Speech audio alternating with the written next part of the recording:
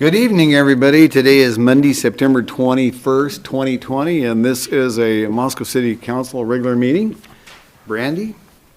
Welcome. Please rise and join me in the Pledge of Allegiance. I pledge allegiance to the flag of the United States of America and to the republic for which it stands, one nation, under God, indivisible, with liberty and justice for all. Thank you, Brandy. First piece of action this evening is a proclamation, Fire Prevention Week. Fire Prevention Week proclamation. Whereas the City of Moscow is committed to ensuring the safety and security of all those living and visiting Moscow, Idaho, and whereas, according to the National Fire Protection Association, U.S. fire departments respond to an average of 1.3 million home fires a year. And whereas home fires result in the average of 3,600 civilian deaths a year, representing the majority of all fire deaths. And whereas new homes are built with lightweight materials that burn faster than older home construction. And whereas many of today's products and furnishings produce toxic gases and smoke when burned, making it impossible to see and breathe within moments. And whereas these conditions contribute to a much smaller window of time for people to escape safely, with people having as little as 1 to 2 minutes to escape from the time the smoke alarm sounds, and whereas Moscow's first responders are dedicated to reducing the occurrence of home fires and home fire injuries through prevention and protection education, and whereas Moscow residents are responsive to public education measures and are able to take personal steps to increase their safety from fire, especially in their homes. And whereas the 2020 Fire Prevention Week theme, Serve Up Fire Safety in the Kitchen, effectively serves to educate the public about the vital importance of developing a home fire safety plan and practicing it twice a year. Now, therefore, I, Bill Lambert, the Mayor of Moscow, do hereby proclaim October 4th through the 10th, 2020 as Fire Prevention Week. Throughout the community, I encourage all citizens of Moscow to develop and produce a home fire safety plan with all members of the household. With that, I will move on to item number 1, which is the consent agenda. I move approval of the consent agenda as presented. Second. Okay, we've got a motion by Art and a second by Gina to approve the consent agenda as it is. I will start the roll with Ann. Aye. Maureen. Aye. Randy. Aye. Sandra. Aye. Gina. Aye. And Art. Aye.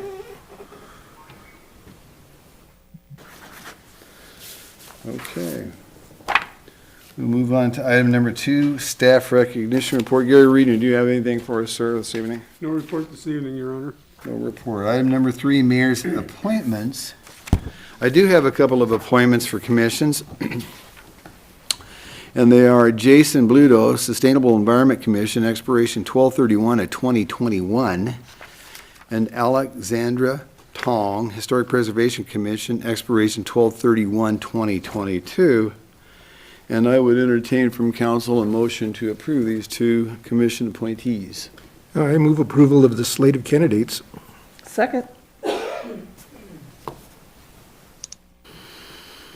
Okay, we have a motion by Art and a second by Sandra to approve both Jason Bluto for Sustainable Environment Commission and Alexander Tong for Historic Preservation Commission. I will start the roll with Maureen. Ann? Aye. Brandy? Aye. Sandra? Aye. Gina? Aye. And Art? Aye. And by the way, Maureen, I seen your lips move. I didn't hear you, but didn't quite have the switch on quick enough. Okay.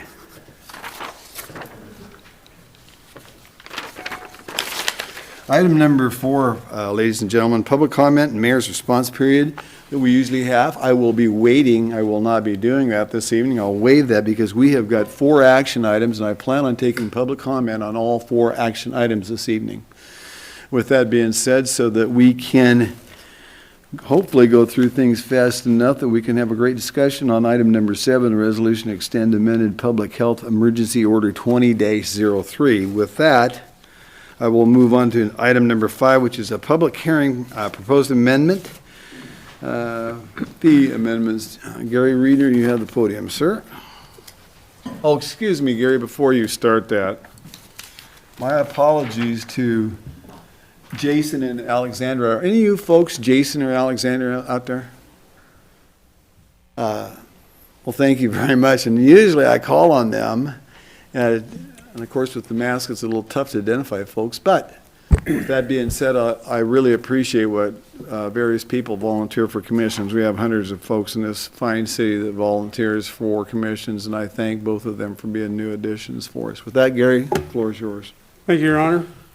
What we have here tonight is a public hearing set to discuss proposed fee amendments. As the council remembers, on August 3rd, council considered the FY fiscal year 2021 fee resolution. And in that, the council held a public hearing and listened to the proposed fee amendments for this upcoming year. At that time, we had some things that we had not brought before council because they hadn't been decided yet. The first had to do with some vendor licensing, and which is more or less cleanup information, as well as moving fees around so they more accurately reflect where the fees are being incurred. Those are mostly for inspections of alcohol permits, sidewalk cafes, and the like, food vendors, that sort of thing. Then we had some additional regulations as well, having to do with circus, we had some definitional under circuses and tent shows, first class, for carnivals and such. And then we had alcohol licensing and some inspections having to do with if you had building permits at the time you had inspections, that those fees were waived because they were already covered under the building permit. So essentially, one or two new fees in there for those alcohol licensing, as I indicated at Public Works Finance Committee. Some of those licenses are being, we have a wine and beer permit as well as a liquor permit, and trying to normalize those inspections across both of those classes. Additionally, the last one that I want to hit on is an increased fee for parking. At the time that the FY21 fee resolution was considered and the public hearing was had at that time, there was discussion about perhaps there would be some revisions to parking fees, but the council had not made up their mind at that time. Since that time, staff reported to committee that if the council wished to regain the previous mid $300 yearly permit for downtown parking permits, if the council wanted to do that, staff's recommendation was to impose that over a 3-year period, so that people who paid $85 for a permit this year wouldn't be forced with paying $300 and some odd dollars in the next year, that it would be graduated over a period of time. Since that time, as council knows, there have been other discussions about timed parking and those sorts of things that don't affect the fee resolution, but it does talk about revising different parking things, and that's before the council as well. Idaho code requires that if fees are being adjusted by 5% or more, or if there is a new fee being implemented, then a public hearing must be held. So there are a few of these new fees. They're fairly minimal, but still Idaho code requires that a public hearing be held. So with that, I'd be happy to stand for any questions before you open the public hearing. Okay, questions for Gary? Rain, No you're questions. in. Anyone? How about you, Brandy? Before I open Nope, the public we've hearing? been through it at the committee meeting. Okay, well, with that, I will open the public hearing at 7:09. And as usual, we will take any testimony. Give us your name and city, and we'll give you 3 minutes, folks.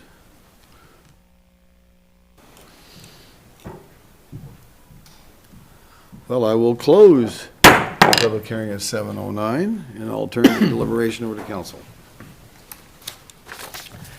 Arthur, you want to Well, I start? was kind of pointing at Brandy, Oh, but yeah, Randy then. I'm ready to make a motion. I have a question for Okay. Mr. Reedner.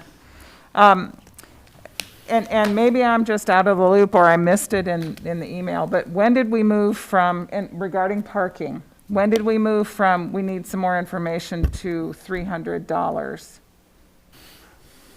We did not.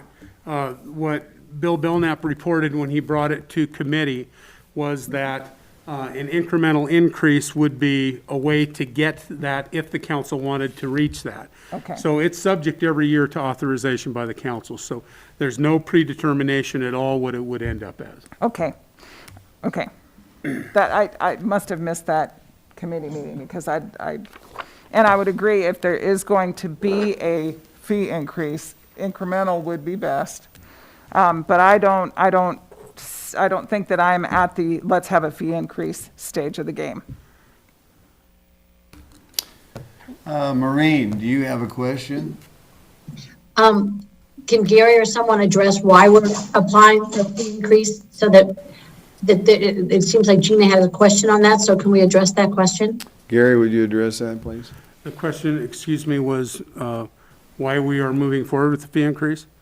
Yes. That was the consensus of the committee when Bill presented, the direction that was given to staff, and we reviewed the minutes of that meeting. The direction that was given to staff was to bring a proposed increase through with the fee resolution, so that's why it's before you tonight.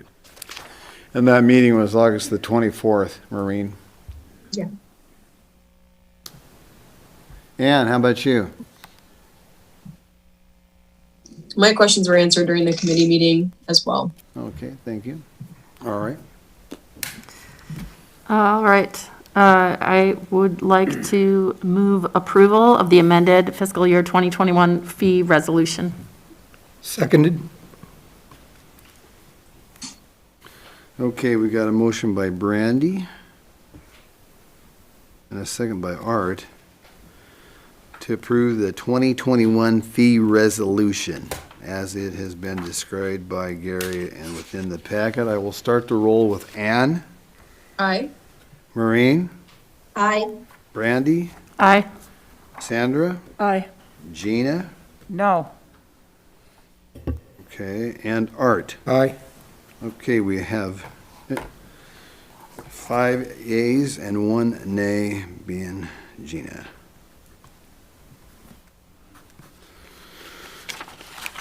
Okay.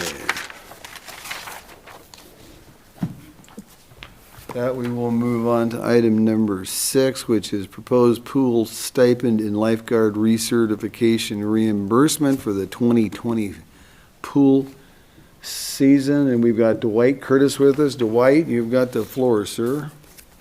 All right, well, thank you.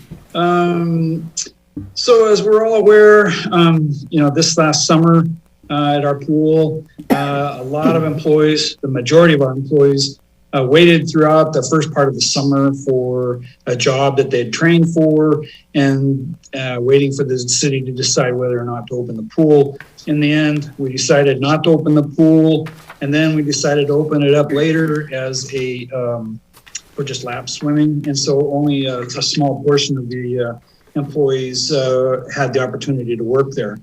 So while they're waiting, of course, they were losing the opportunities to get summer jobs that they'd counted on. And so, and then, those that did get to work, they really worked reduced hours because of the limited time that we were open.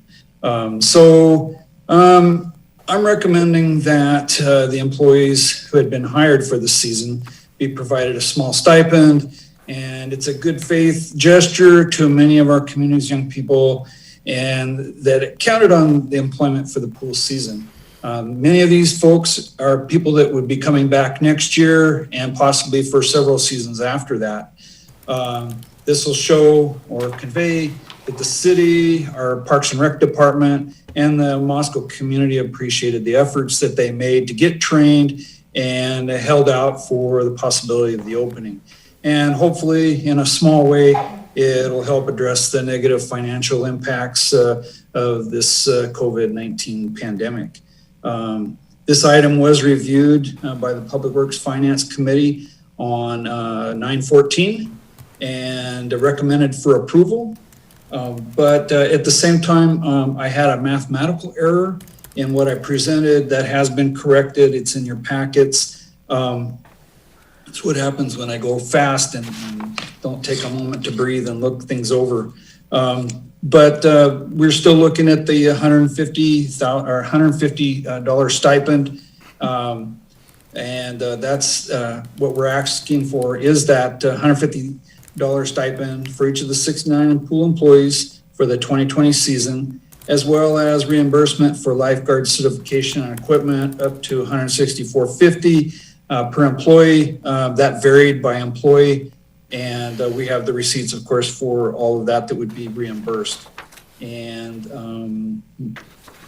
I'm open for any questions that you might have. Dwight, so does that bring that total, you've got total on this page at $14,491.94, is that correct? Yes, total. Okay. Okay, questions for Dwight? Gina? And I'm not sure if this is Dwight or if this would be Gary. I think this is an excellent idea. So this is not a negative nitpicking. This is a moment of closing a loop on a question about the source of this funding. Did we decide it was CARES fundable? Talking to Elisa, we're currently researching that. It looks promising because it is incurred as a result of the COVID virus response that Right. we believe that it is fundable under that source. Excellent. Okay, thank you. If not, there are revenues in Parks and Rec Fund that could cover it as well. Other questions before I ask for public comment? Ann, did you have your hand up? No, just that was my question as well, so I appreciate Gina asking and for the update. Okay. Maureen? No. Okay. No questions. All right, is there anybody from the public that would like to come up and testify in front of us on this? This would be a 3-minute time as well.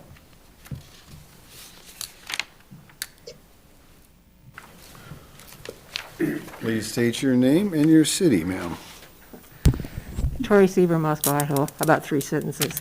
I think this is a good faith action, and it goes a long way to show some appreciation and respect to these employees and would-be employees. It's good for our reputation, and it's the right thing to do. So if there's any question about whether we should be giving away a tiny bit of money, we should do it. Thank you, Victoria.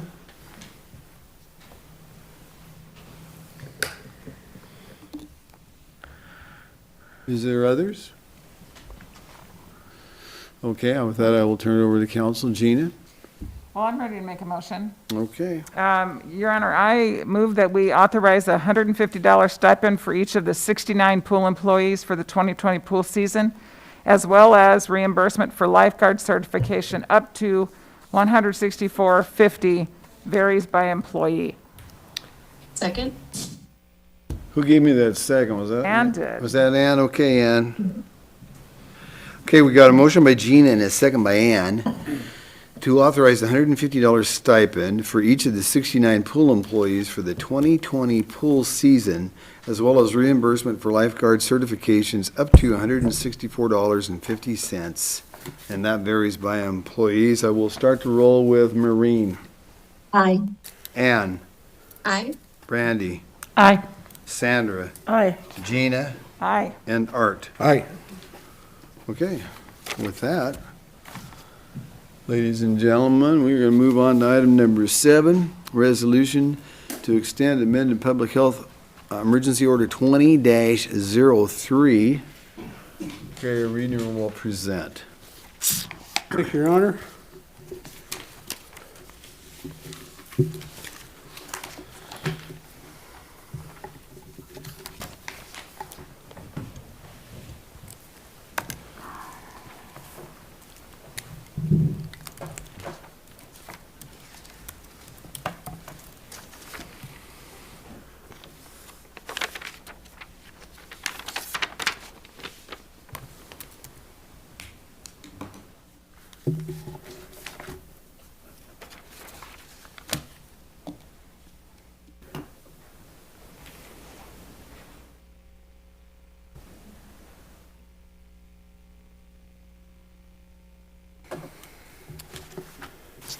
Okay, thank you, Your Honor. You're welcome.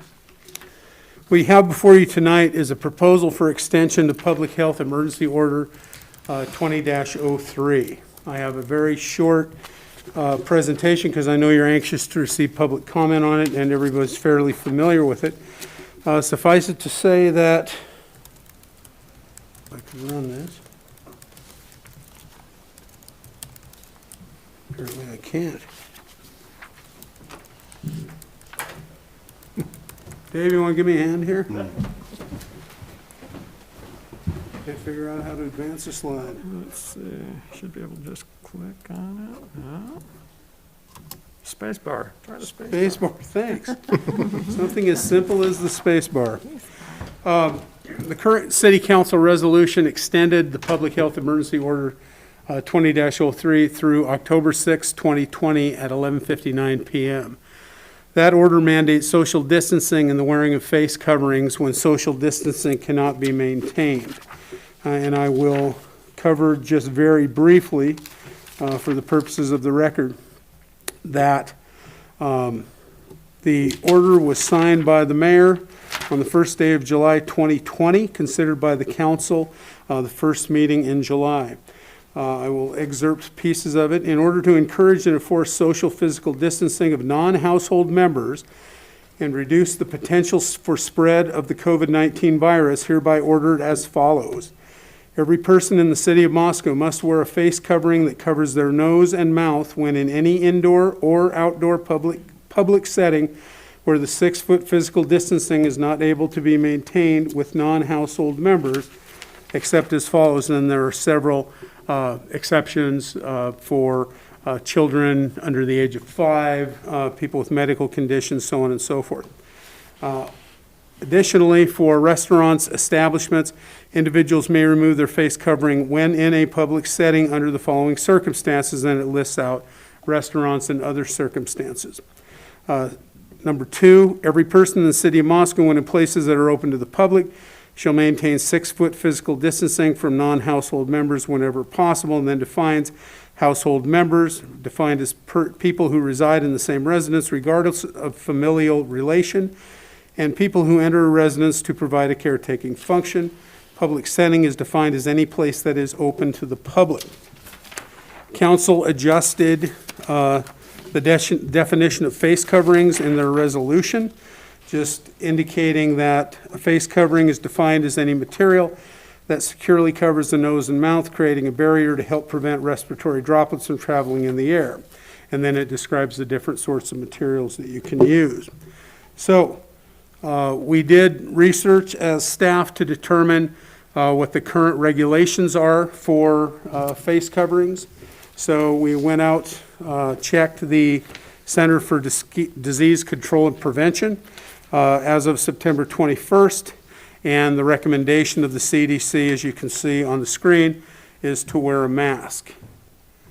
Went to the White House to determine what the position of the administration was. Their phraseology is strongly consider using face coverings while in public, and particularly when using mass transit.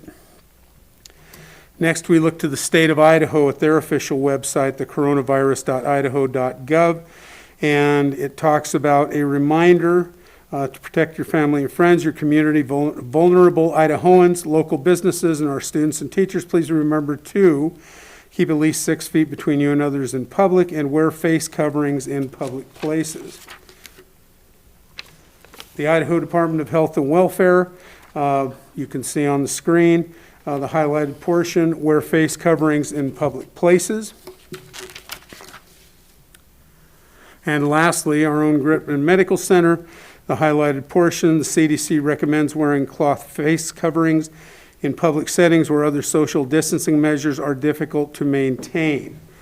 So, after looking through that to try and find out what the positions of our sister institutions were, I also requested feedback from the University of Idaho, Gritman Medical Center, Latah County Commission, the North Central Health District, and I'm forgetting somebody.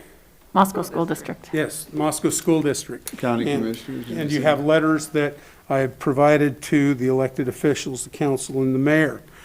So with that, what you have before you tonight is essentially a resolution that is identical to the one the council considered in early August, extending Public Health Emergency Order 20-03 to October 6th, except that the termination date of that order is in January. And if you look at the date of that, 11:59 on January 5th, 2021. After reading the letters that were submitted, those discussions would get us through the end of the semester at the University of Idaho, as well as Moscow School District, and allow some time for the council to make a decision and to determine the trajectory of the coronavirus response at that time. So with that, again, it is a public health emergency order. It can be extended by the council by resolution, which is what you have before you tonight. I would stand for any questions that you might have. Just to clarify, the council can also terminate that resolution at any time. Exactly. One of the reasons that we had originally considered, the mayor and council leadership, that we would bring this particular resolution back to city council at the regular council meeting on October 5th. However, in order to give our collaborative entities, our sister governmental entities, and the public adequate notice, thought bringing it in mid-September would be the best thing to do, and then people have 2 weeks to react before it would expire on its own terms. Other questions for Gary? I Brandon? would just say, but to Art's point, with this date, was it January 5th? At any time before then, if this does pass, the council could determine it is no longer necessary. Absolutely. And I would note that by the terms of the ordinance that Moscow City Code, Title I, Chapter 11 et sec, the terms of that ordinance which council passed, I believe, in late March or early April, allowing public health emergency orders, also has limitations in it. One of those limitations is there must be a date certain that the order expires. So that's why there is a date on the end of it. As you know, some health districts and some cities that have different ordinances have extended their mask mandates or social distancing and mask mandates indefinitely, and would meet at their regular meetings and determine whether they wish to terminate them. We are not able to do that because of the way our ordinance is written. That's something that we may want to look at in the future, but in order to do that at this point would require that this resolution expire. Council would then amend the ordinance if it wished to change it, and then if the mayor desired to issue another emergency order, he could. However, it's fine the way it is. It just has to have a finite term on it. Gary, can we get the screen down so we can see? Well, I'm both hoping Dave will Maureen come and- help me, Your Honor. David, because come on out here and help us I with will this crash screen. the system, I'm sure. Okay, don't touch anything, Gary. Dave, I'm not touching Well, anything. So we can see if Maureen and or Ann have something for you before I get going here.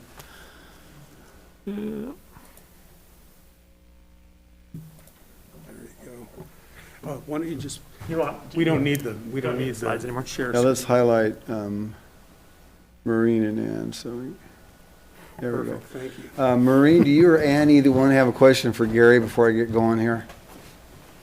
I have no questions. Ann? Same. Okay. All right, well, with that, there's a couple of things I want to talk with, just some housekeeping rules here, but first I gotta say, we ask our citizens for input, emails, phone calls, conversations, all kinds of communications, and we, ladies and gentlemen, received a substantial amount of emails and conversations from many people, both for and against. And so I just want to tell you that. And with that being said, I was very happy because I received a number of different emails from folks, both men and women out there, that showed me doing a ceremony for one of my family members that I married here a few weeks back, which I felt really blessed that I received that, because there's some confusion sometimes with this mandate. That private setting that I had, that I did a ceremony, was, which was a very nice ceremony, by the way, was a fun event for me. And the difference in that, ladies and gentlemen, is that's a private residency, private property, invitation only type of a thing. The difference between that and a public venue, whether you're going into a restaurant or you're going in downtown, whether you're going to a grocery store or anything else where there is a public setting, that is where this mandate comes in. And I think sometimes there's confusion on that, because I heard a number of people in the emails that I've received, as well as this council has received, that think that we're in some kind of a shutdown, some kind of a quarantine, or some kind of a lockdown, and none of those things are accurate or true at all. And so I want to get that myth away from there. Another myth that I want to talk about is that I've heard a number of people saying that council has made their minds up before they actually hear testimony, and that's not valid. And we'll talk more about that at the end, once I give all of you a chance to speak. As Gary had said, we did receive a number of written comments from folks, and I want to take a minute. Gary had talked about the public health, the Idaho North District, Central District. Carol Morley, who is our district director for the Idaho North Central District, she wrote us this letter. It was addressed to me as well as the council. Dear Mayor Lambert and council members, thank you for your ongoing support and leadership in protecting the health of citizens of Moscow. With the deadline for termination of your public health emergency order approaching, I would like to encourage you to extend your order through the end of this calendar year. With the ongoing COVID-19 research, there is now convincing evidence that wearing masks reduces the transmission of COVID-19 for healthcare workers and the public, and that cloth masks can stop dispersal of droplets carrying the virus. We also know masking is the most effective when combined with physical distancing, frequent hand washing, rapid testing, and contact tracing.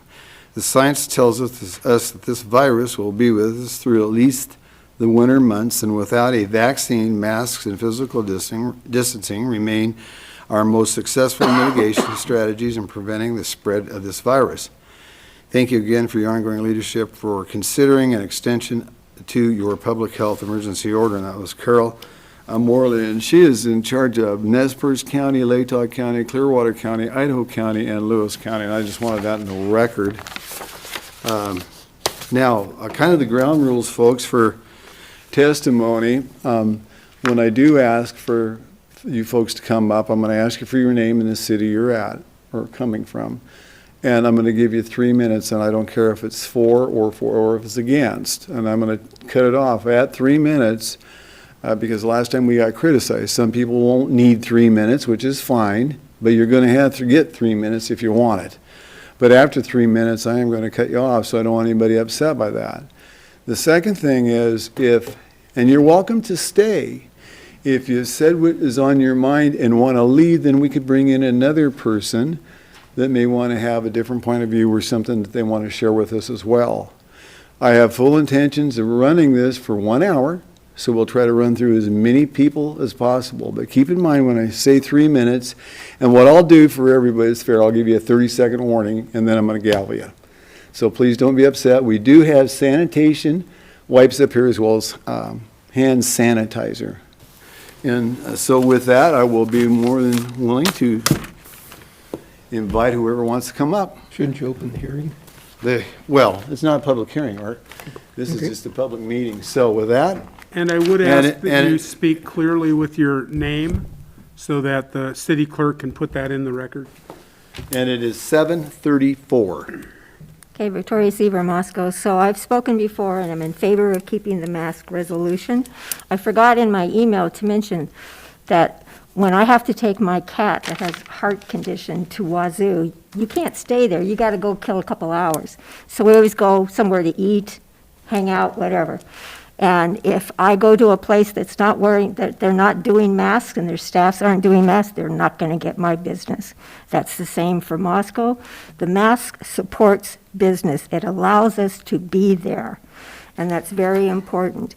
It is the science, and it is an expression of caring to your community to wear a mask. It's not a hardship. So keep the mask. I do not want to get into a race with Pullman to see who can have the most COVID cases. Keep the mask on and keep our numbers down. Thank you. Thank you, Victoria.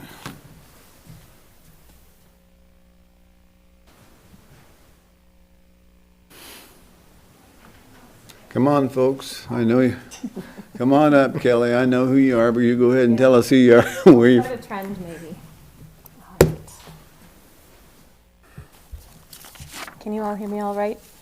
I can't hear myself very well, so. Kelly Zachariason, Moscow. On August 3rd, I had the privilege of addressing our Honorable Mayor and Council about the mandating of social distancing and face coverings. I wish to express gratitude for the correspondences that I received on this topic from City Supervisor Reedner, Mayor Lambert, Council members Brandy Sullivan and Ann Zabala, and City Attorney Bautista.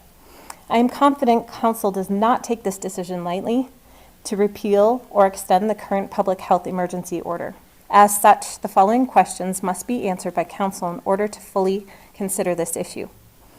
How does Council measure whether a mask ordinance is needed, if it is effective, safe, or harmful, and for how long should it extend? Who is held responsible for any harmful consequences resulting from Council's public health orders? A 0% infection rate is not attainable. What infection rate and mortality rate are acceptable for the purpose of either extending or discontinuing the current public health emergency order? How do Mayor Lambert and Council select which public health recommendations should be mandated from the CDC, WHO, Surgeon General, or Idaho Public Health or other entities in a public health emergency? Let me tell you, there are numerous guidelines for coronavirus. I looked through some of them, and I don't believe Council has mandated any sort of COVID-19 precautions for service and therapy animals. Did you know CDC published guidance on that just like they did masks for people? Their recommendation states, quote, "Do not put masks on service animals. Covering an animal's face could harm them." Through the mask order, Council has unwittingly sparked a controversy in our community, a wildfire of tribalism where prejudice, shaming, and fear contagiously spread throughout our neighborhoods and within our businesses. Council, by placing an ad in the newspaper, encouraged the people of Moscow to call the police to report neighbors who were not following the order. Enforced Because We Care was plastered on billboards and posted to social media pages. The decision to use a Class 2 medical device, which is how cloth masks are categorized by the FDA, should be made by informed consent and left to the discretion of the individual and her medical provider. There are approximately 25,000, probably more than that, individuals living in Moscow. That means that there are 25,000 stories. I don't know why the man walking with friends downtown wears a mask. Perhaps he cares for his elderly mother and wears it out of concern for her health. I don't know why the young mother struggling with twin toddlers in the grocery store doesn't wear a mask. Maybe she just wants her young children to see her face, or perhaps she was a victim of sexual assault and is triggered by the feeling of suffocation she 30 seconds, experiences when Kelly. she wears a mask. Thank you.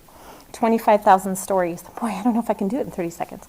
Not one of us knows all 25,000. Therefore, Council must err on the side of protecting the health of all people by defending citizens' right to choose what is best for their own health and not mandating any medical device, intervention, or the isolation or quarantining unhealthy people. I love this city. I love her colors and creeds of all the people, and I miss seeing people's smiles. Maya Angelou, beloved poet, said, "Do the best you can until you know better. Then when you know better, do better." We have data. Thank you. Thank you, Kelly. And just as a reminder, folks, if you want to stay, you're welcome to stay. But if you want to give somebody else another chair, that'd be great as well, because we can bring people in.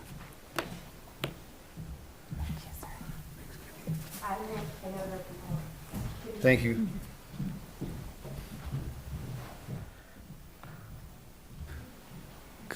Come on up.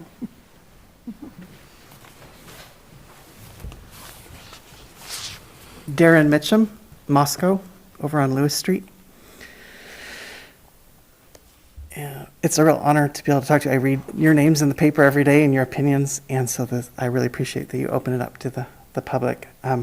I want to beg you, please don't do this for 3 more months. I have a high schooler, and this has just wreaked havoc on his mental health and physical health when he tries to go out for cross country and do practices. The mandate pushes everyone in a place of authority into a hard place where they have to translate and enforce it with the people that they are instructing, educating, leading.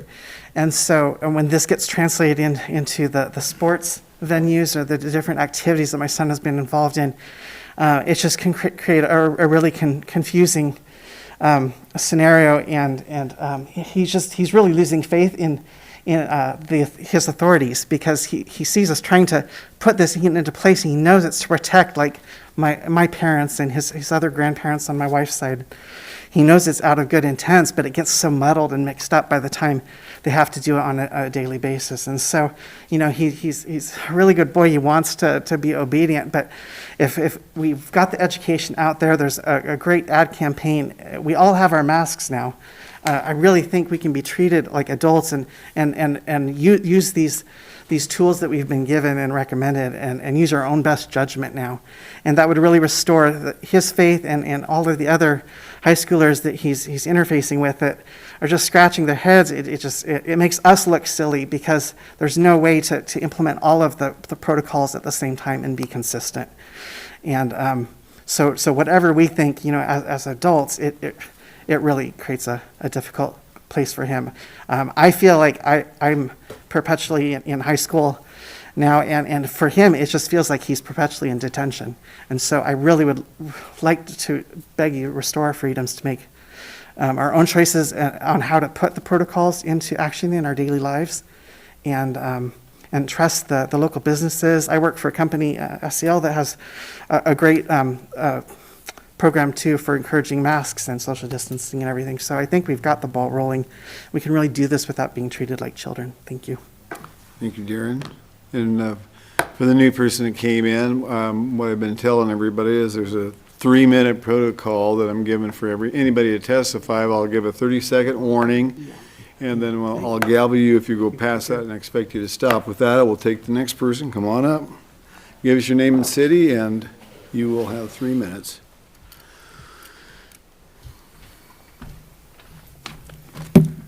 Hi, Tom Stevenson from Moscow, Idaho. First, want to take the opportunity to thank the board for allowing us to exercise our First Amendment rights to come in and have peaceful protests outside. And I think that's been the standard here for Moscow. I think we should be proud of that. But also for redress of grievances. And hopefully the redress of grievances in such a way that without fear of reprisal from governments or maybe people that disagree with you. There's a lot to be said about what's been done for the COVID virus and the prevention of transmission of the disease, which went first from stopping it to slowing it, or slowing it to stopping it. All the statistics, all the numbers that are out there, all the things that are thrown around are things that are what are one man's statistics are another man's, woman's fake news. So I don't necessarily put a whole lot of faith in that, although there are unintended consequences for things that are done, considering the economic shutdown that has happened, the accumulated years of lost life from non-COVID, the 5,000 to 10,000 years of accumulated years of lost life from organ transplants that weren't done, vaccinations for children that weren't done, which may or may not have been good for them, the 250,000 years of accumulated lost life from people not receiving cancer treatment, the hundreds of thousands of years of accumulated years of lost life from diagnoses that just weren't made. As I said, I'm glad to live in a country where my rights are guaranteed by the government, whether that's my right to worship God or not worship God, to travel as I want to retain the fruits of my labor from my work, and for choosing my own care of my health and the health of my family. I just have one question. The decisions that have been made concerning the masks, and the authority that has either been correctly assumed or allegedly assumed. I don't know. I'm not here to discuss that. My question is when a vaccine becomes available, are you going to exert any authority, alleged authority, or assumed authority that you have 30 seconds, to Tom. mandate that the citizens of Moscow be required to receive a vaccine? Thank you for your time. Much appreciated. Thank you. That's an easy one. Nobody's going to make you do anything without a vaccine, Tom, so, okay, I'll listen to Good, the thank next you. one. We got that on record, right? Yeah, you absolutely are. Nobody's going to give you a shot that you don't want. Come on up, man. Oh, yeah. Name and city, ma'am. Judy Bussine, Viola. My name is Judy Bussine. I'm a licensed clinical scientist. Thank you, City Council members, for your selfless civil servitude, working for the people, elected by the people, and holding Idaho State Constitution. I'm thankful to live in a country whose government is not a democracy, where mob rules, nor a dictatorship, nor a socialist country where big government makes laws to control people's social activities. But we are in America, a prosperous, free country where our government is brilliantly set up to be a constitutional republic, where the Constitution is our law, and those civil servants who are elected are sworn in to protect our rights, not privileges, but our rights. We are here today to discuss a mask mandate. As a scientist and American, I was astutely following and researching COVID-19 as it hit Wuhan, China on December 2019. This virus looked like it could be equivalent, if not more deadly than the Ebola outbreak of 2014. The country, the world reacted accordingly to what the facts were at the time. We shut down to flatten the curve for the sole purpose of educating medical staff and providing a triage tent overflow for a spike in inpatients due directly to COVID-19. It is imperative now to look at the facts. Fact, COVID has not hit Idaho as expected, which is good. 0 deaths in Latah County. Local hospitals are capable of facilitating COVID inpatients. Triage hospital tents are empty. Taxpayers are funding empty tents. According to our Constitution, a state of emergency can only be called if there is an imminent harm. Currently, COVID deaths in Latah are 0. One seeks medical advice from a physician, not medical dictatorship. The City Council should not overstep their position and act as a dictator doctor and order medical mask mandate with 0 deaths in Latah County. With all due respect, City Council members, you are not my physician, nor have the authority to force me or my neighbor to wear a mask. This is dangerous, unconstitutional, and frankly, with all due respect, insane. Please stop acting like we are subjects in communist China and lift this ridiculous, unconstitutional mask mandate 3 seconds. before the people rise up and start exercising their God-given right, constitutional rights. Thank you, Council. Thank you.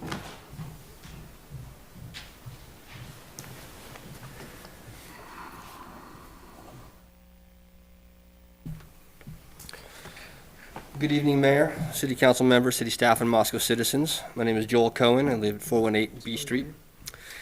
What I want to address is a matter that is vital to the future welfare and freedom of our city. I want to talk about the legality of a mask mandate.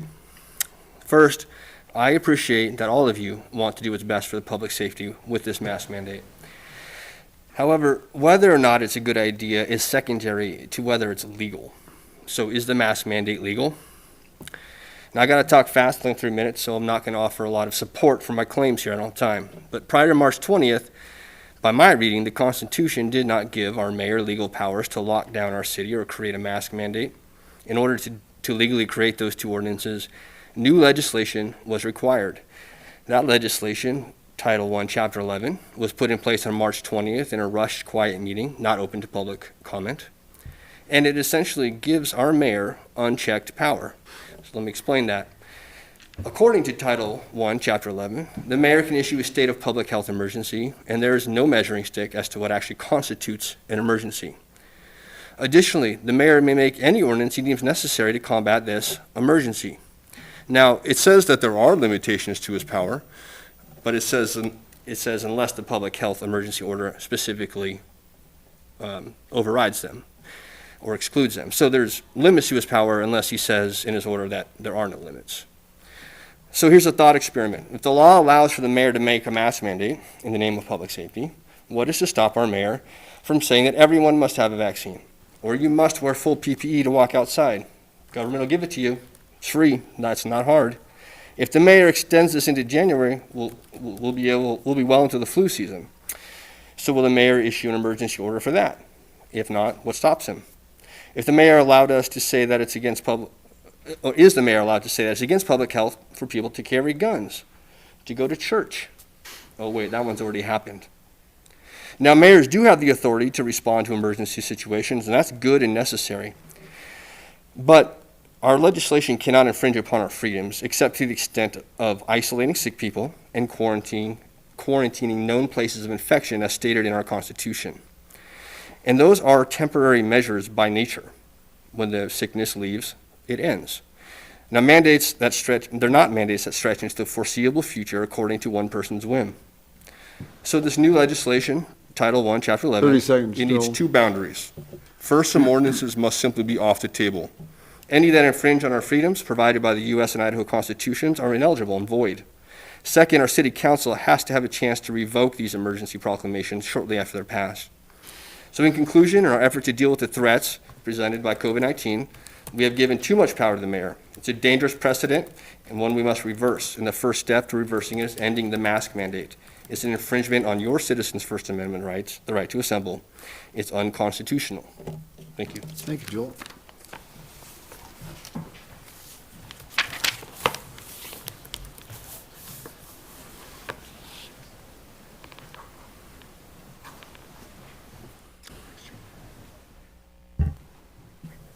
Hello. Hi, everybody. Lori Jewett I'm a business owner in Moscow and Viola. I'm not as eloquent as the rest of these, but I felt like my words needed to be heard, so I'm just going to go ahead and read what I would like to say to you. Okay, you've got 3 minutes, ma'am. Thank you. With all due respect, and thank you for serving our city, and I really do mean that. I would like to put my 2 cents in and state that requiring masks is a slap in the face of our freedom. If people are concerned for their health, they are free to stay home.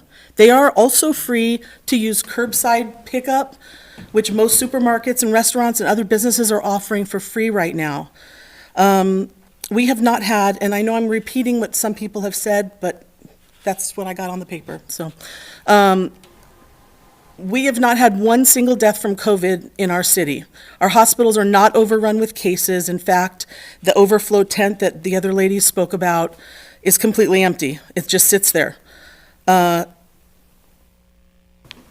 as many doctors that say that there are masks will help, you have equal amount of doctors that say that not only will they not help, but that they're harmful to our health because humans need oxygen. And we need to be able to breathe it and not breathe our CO2 back in over and over. I don't know if you saw me when I walked in. I was hacking because I haven't worn a mask. And that lady handed me this kind, and I didn't even know how to use it. But it's a health issue to be able to breathe.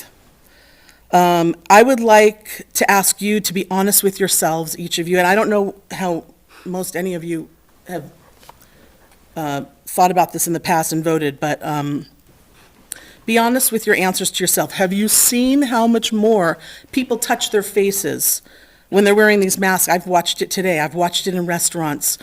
People bringing us our food and touching our plates and our cups and our utensils, and they're fidgeting with their faces. What if they have something, whether it's flu or COVID or anything else? Now it's being spread that way. Are you voting for healthy people to give up their rights to fresh air in order to be a part of society? on the off chance that someone with COVID is walking around and sneezing without covering their mouths. There's a risk in everything we do in life. At-risk people have the freedom to stay home. Sorry. That's okay. And they should, if they're concerned, in fact, when the pandemic started, we stayed home for almost 8 weeks. This mask ordinance has divided people. I've been screamed at and cussed at by angry people because I'm not wearing a mask. People are free to wear masks if they desire. We should also be free to not wear masks. The longer this ordinance stays in place, the angrier people will get at each other, and who knows where that will lead. Bring peace back to our city by voting for freedom for both sides of the issue. Thank you. Welcome, thank you.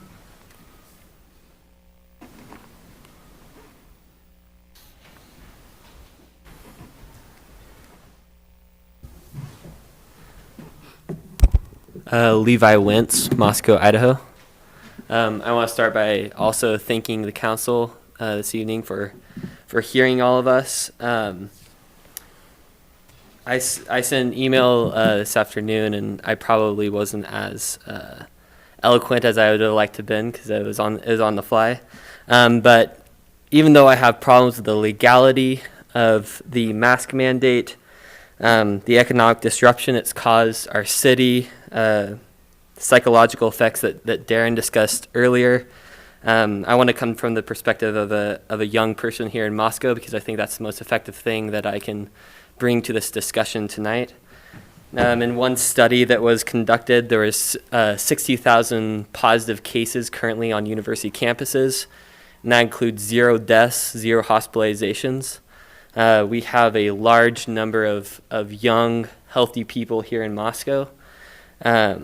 10,000 plus students, each one of them living their own life, and another large number of high schoolers, elementary kids, all living healthy lives. And I can tell you that I am not worried about the COVID pandemic. I understand that there have been lots of deaths in the U.S., worldwide, but myself and my friends that I know, I don't know a single one of us that's worried about this. And according to some studies, I am just as likely to die from the flu as I am to die from the coronavirus. And I know that living comes with certain risks of dying. The problem with science, as we're talking about, that there's studies that masks are effective, but the problem with putting that science into the public is that you can no longer control the variables. Many doctors, nurses, they have to go through courses on how to properly wear masks and mask effectiveness. And if you don't go through certain protocols in wearing masks, they can be more detrimental than they are helpful. And so I don't believe that we are at the point where we're going to require our population to take certain courses on how to wear masks and wear masks effectively. And I do believe that they become a detriment at a certain point to the population. I want to close with this. I think we have the ability to make our own choices and make our own cost-benefit analysis. My parents 30 seconds, are 60 plus. They're in the high-risk category. They've lived on this earth long enough to know that there's certain risks to doing anything, and they can make their own cost-benefit analysis. As far as going to the store or something like that, I know certain people are higher risk, but sometimes some situations are higher risk than others. And as humans, we go through and we make those cost-benefit analysis on if it is best to go eat at a store or not. Thank you, Levi.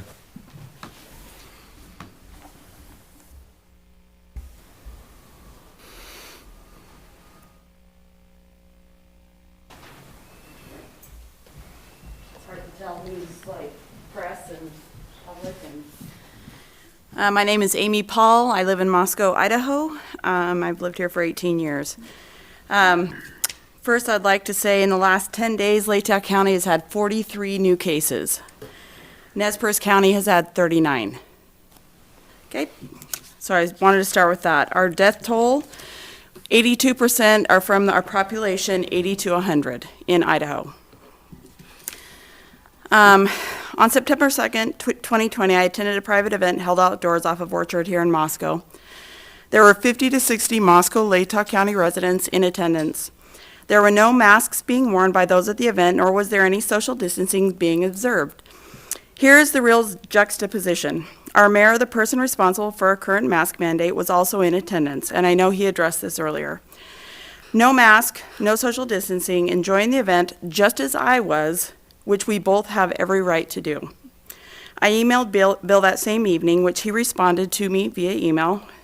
We went back and forth for the next 12 hours on email, and the following evening he called me at home after a couple of our exchanges, and we had an hour-long conversation. I asked the question, how does the virus distinguish the difference between 5 people at Friendship Square unmasked and 50 people at a private event off of Orchard?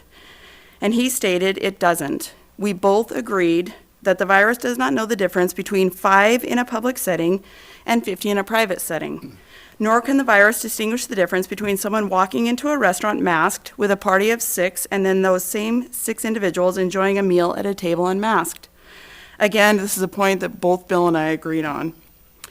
So I pose the question, if in fact you believe that masks are truly effective in the spread of community transmission and are necessary for our community, why weren't you wearing one at the event with 50 to 60 people? Just as you, our mayor, had the ability to make the choice that the risk was low enough for you to attend the event with 50 to 60 people, each of our residents, families, business owners deserve to be able to make that same exact choice. Public or private, the virus knows no difference. If a business wants to have a mask, require mask for entrance, they have every right to do so. Idaho State Representative Heather Scott addressed the state legislature 3 weeks ago and said it best. Many of our citizens believe that their voice is being silenced. She said, it is not my job to protect the citizens' health. It is my job to protect their rights and their liberties and their freedoms to make those choices. And I believe that this extension of this emergency over and over and rewriting of laws and statutes, as Joel mentioned, it's time we do our job and stop the overreach. The city slogan posted at the entrances of our city, "We enforce because we care," is like a parent telling a child, "I spank you because I love you." It's simply hypocritical. I talked extensively in my conversation with Bill about a more effective and positive approach, which is an approach of health, which would actually stop a virus. Thank you. Thank you.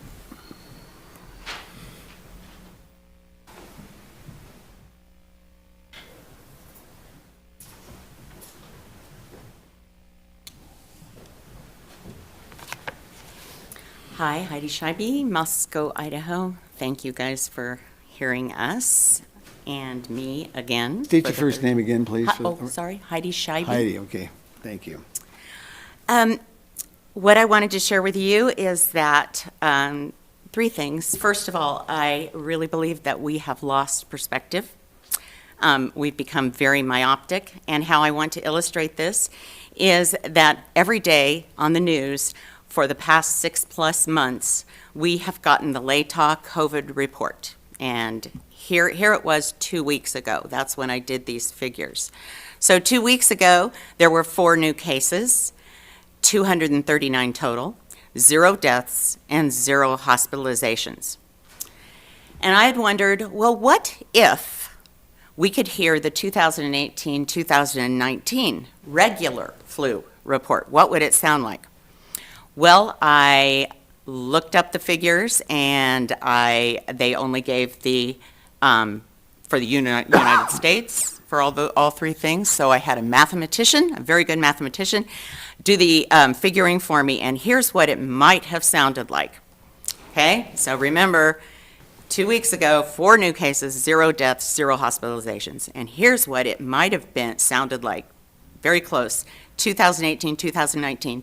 12 new cases daily for a total of, and this is in a 6-month period, 1,900 cases. 1 hospitalization every week for a total of 24, and 1 death for a total of 2. And total for the 6 months. So 3 points I want to make from this. 1, the regular flu was much worse in 2018-19. Number two, we haven't stopped the spread. If you'll remember that first number I read from 2 weeks ago, the 4 new cases, you will remember that earlier, not very long before that, we kept just hearing 0 to 1 new cases, 0 to 1 new cases. And so we have not stopped the spread either. And number 3, isn't it the effect and not the number of cases, though, that is important? And the effect has been constant, 0 deaths, 0 hospitalizations. 30 seconds, Heidi. So there is no reason why we should continue this mandate. And the last thing I wanted to say is that the longer we stay masked up in this masquerade, the further back is the release of the sweet little oldies at the nursing homes.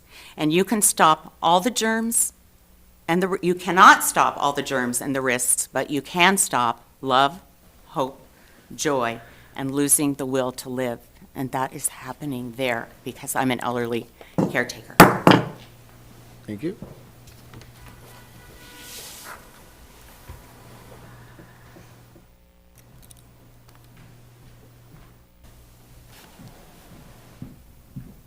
Hi, everybody. I'm Josh Cruz. I live here in Moscow, Idaho. Sorry, I don't have a speech prepared. I try to come here to see how this whole thing works and try to get involved more and more and so on and so forth. But so many things I've heard, so many things I would like to say, but really just want to keep it simple and sweet. Number 1, I'm a man of God. Number 2, I'm a father. Number 3, I'm a husband. And I believe that this mask mandate should stop. As being a man of God, some of the things that I've read within the Bible is that we are created in His image. One of those things and attributes or characteristics, however you want to say it, is that we are creatures of need, creatures of relationship. Please excuse me, I get nervous when I talk in front of people. I guess the biggest example that I want to bring up out of this entire thing, again, a lot of fine points made, is a situation during this whole time where my little girl runs up to another little girl and then their parents say, stop, you need to stay 6 feet, and we don't have masks, you cannot play with my daughter.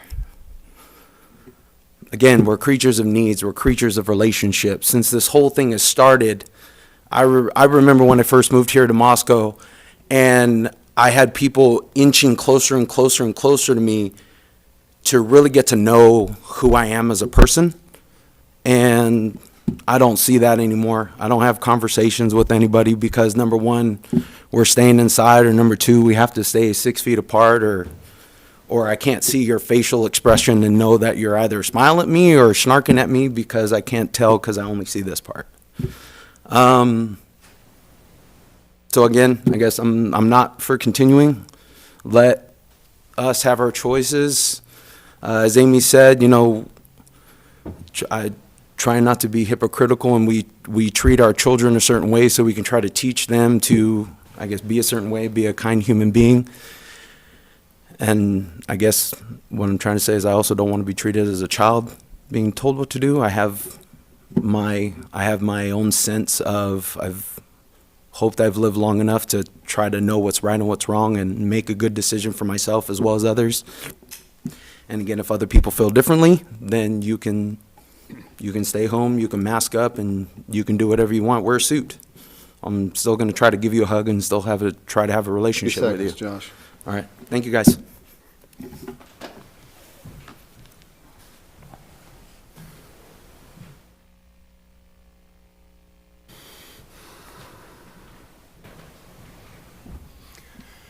Hello, my name is Tyler Ankoviak. I live here in Moscow. You guys doing all right? I am here in opposition of extending the emergency order. The reason that I oppose it is that I do not believe there is an emergency. The definition of tyranny is authority without accountability. I have heard no reasonable definition of what makes an emergency. Do we have a published community incidence rate that would define emergency? Do we have a positivity rate that would define emergency?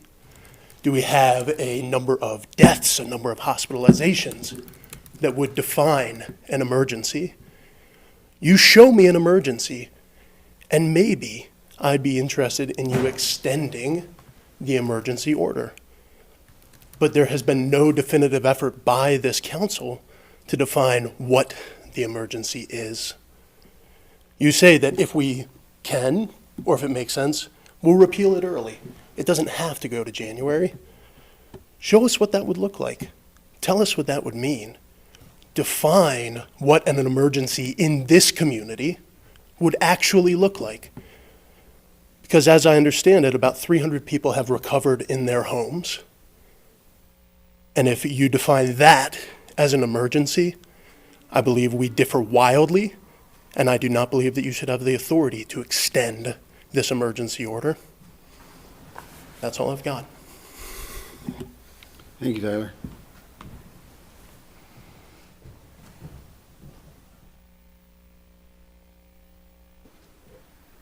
Come on up.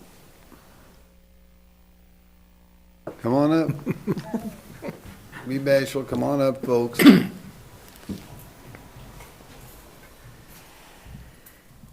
Name's Tim Egger.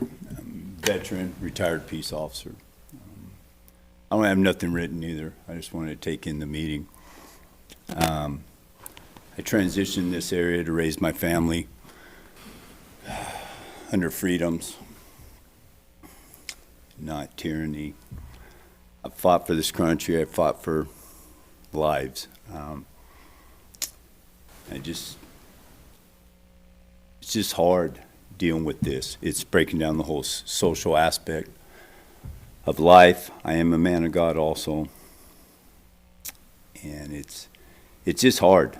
I don't know if any of you've served or did, but this is hard for my grandchildren, my children, and it's definitely make me second guess where I've transitioned to.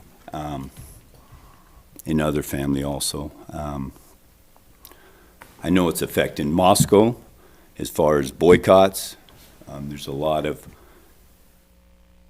communities, organizations, different things that I'm involved in that will not tend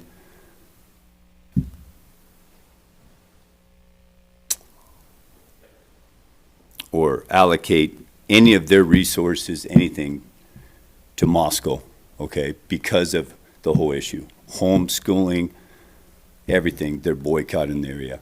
I come from a very liberal state, California, and that's why I left California. I served there, I did what I had to do, but I figured, hey, this is my best bet to raise my family and go the next step. And then I come here and now I'm seeing this transpiring. So, it gets me very, very upset. And yeah, I just don't, I understand the issues, but again, as everyone's been talking, look at the facts, look at 0 deaths, look at no hospitalization, look at, quarantine intact in their house. I don't believe that's an emergency issue. And let's take it from there. I worked the entire area, and we're the only area where we're on like quarantine. And I go to these other, other towns, and I know there's smaller population, other little cities or whatever around here, and they don't have this mandate. And they actually laugh at Moscow and say, we will not. 10 Moscow, we won't, support this. 30 seconds, Tim. Yes. So again, just thank you. Thank you for lending an ear. And yeah, God bless our council, America. Tim, thank you for your remarks as well as serving our country. Yes, sir.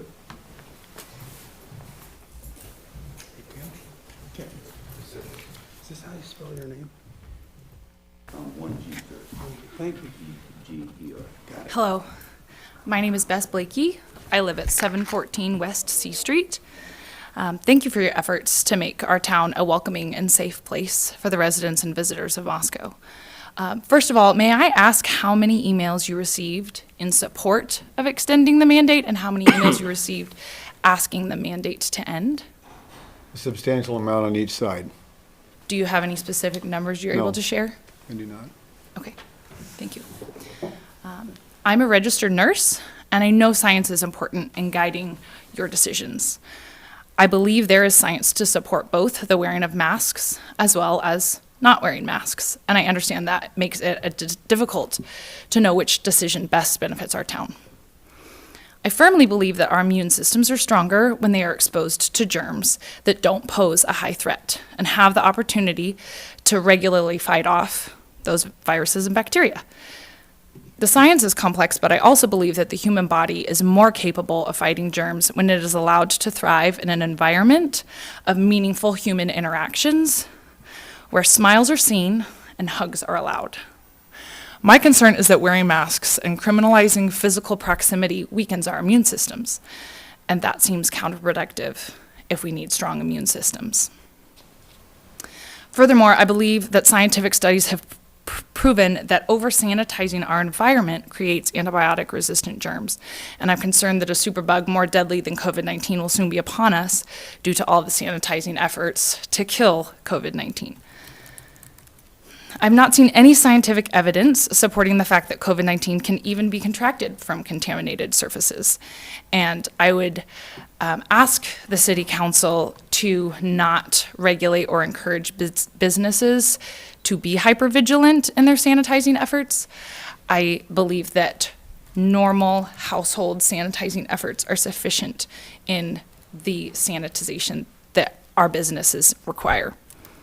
Finally, I believe in an individual's freedom and right to choose to wear a mask or not. I support individuals who choose to wear a mask, but I ask that that decision not be thrust upon us by a political mandate. I humbly ask that you please let the amended public health emergency order expire. Thank you. Thank you, Beth.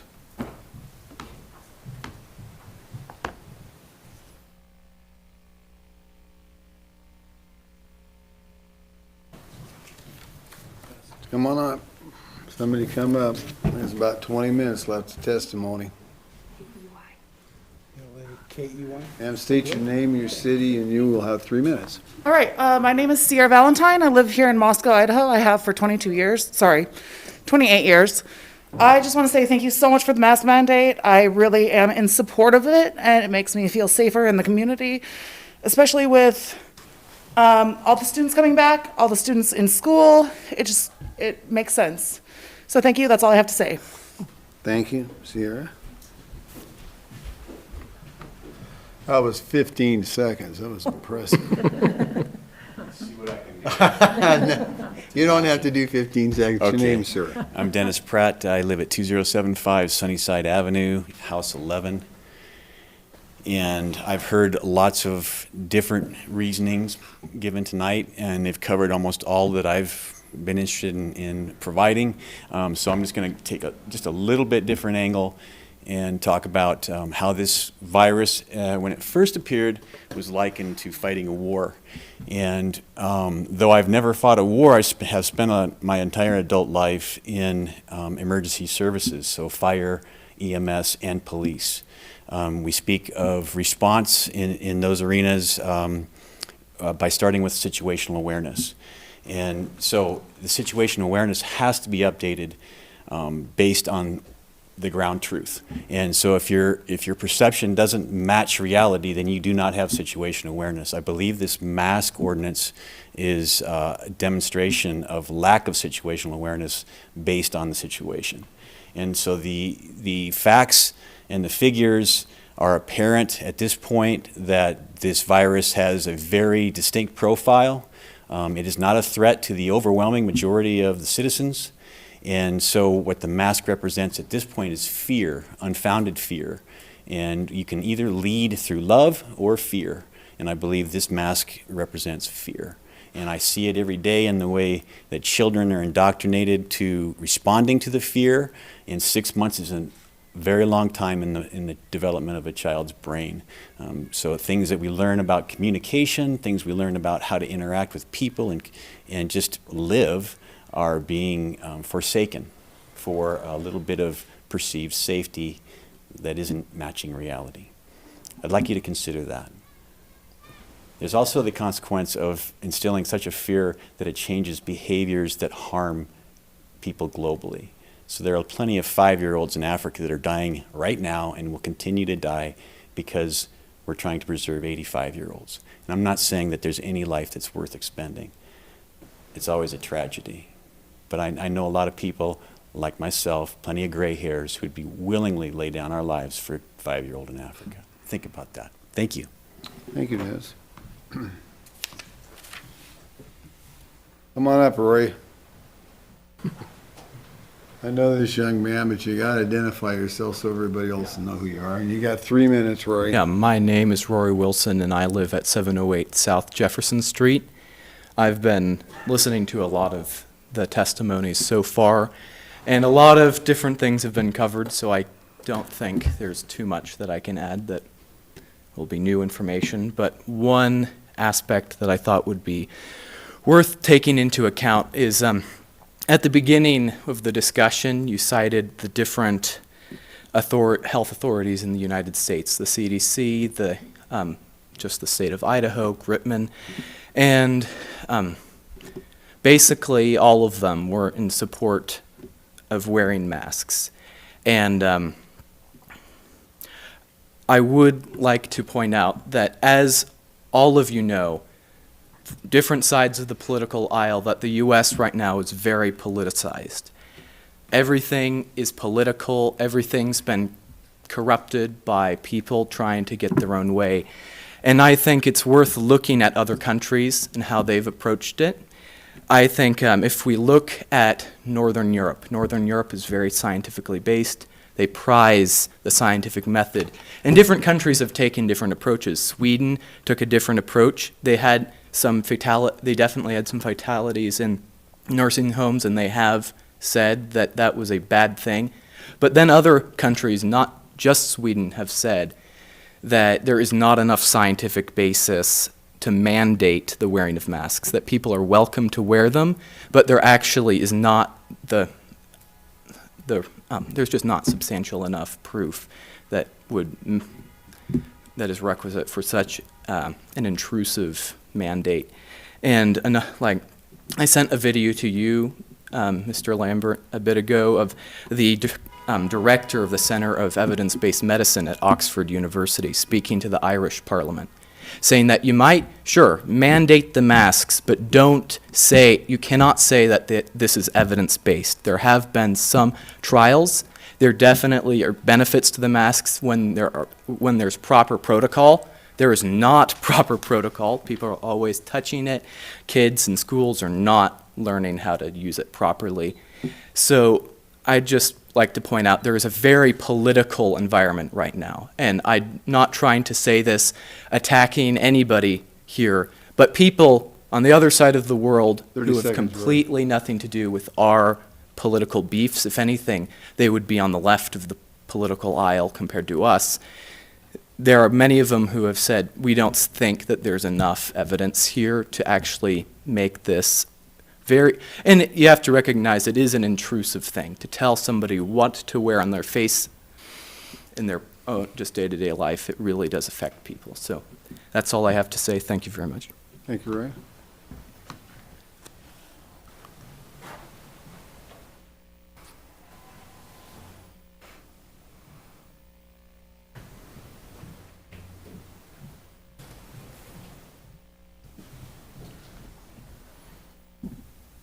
Hello, Mayor Lambert, City Councilors.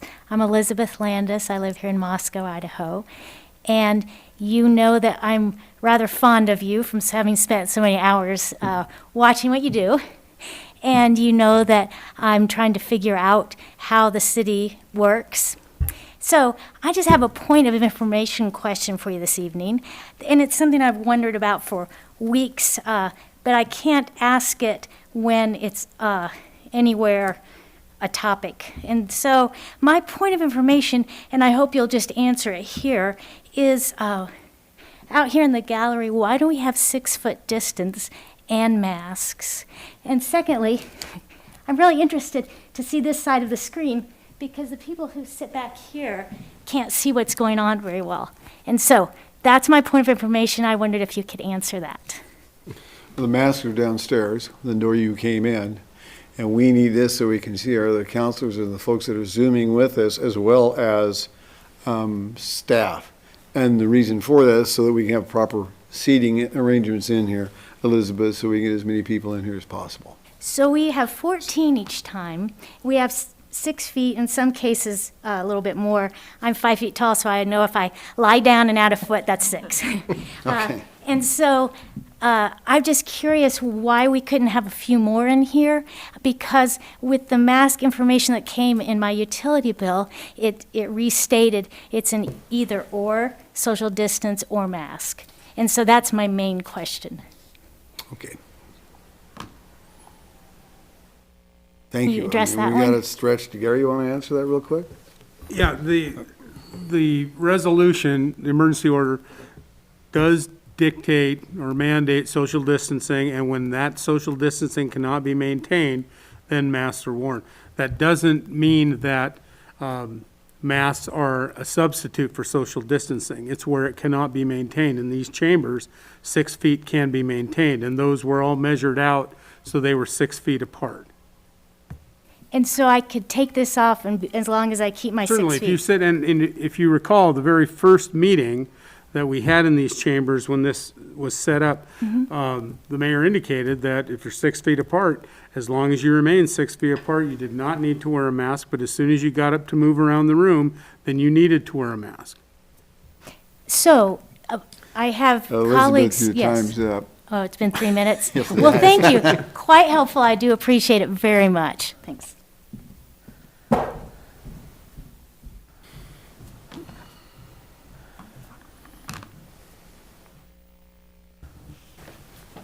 Okay, we've got time for a couple of more. Is there anybody else out there that wants to speak?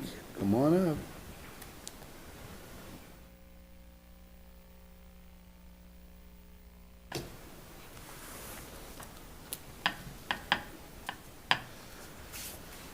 Well, okay, I'm going to turn it over to the council and then the public comment period. One thing I will say before I turn it over to the council, and something, this is for the viewing audience as well as others within this room.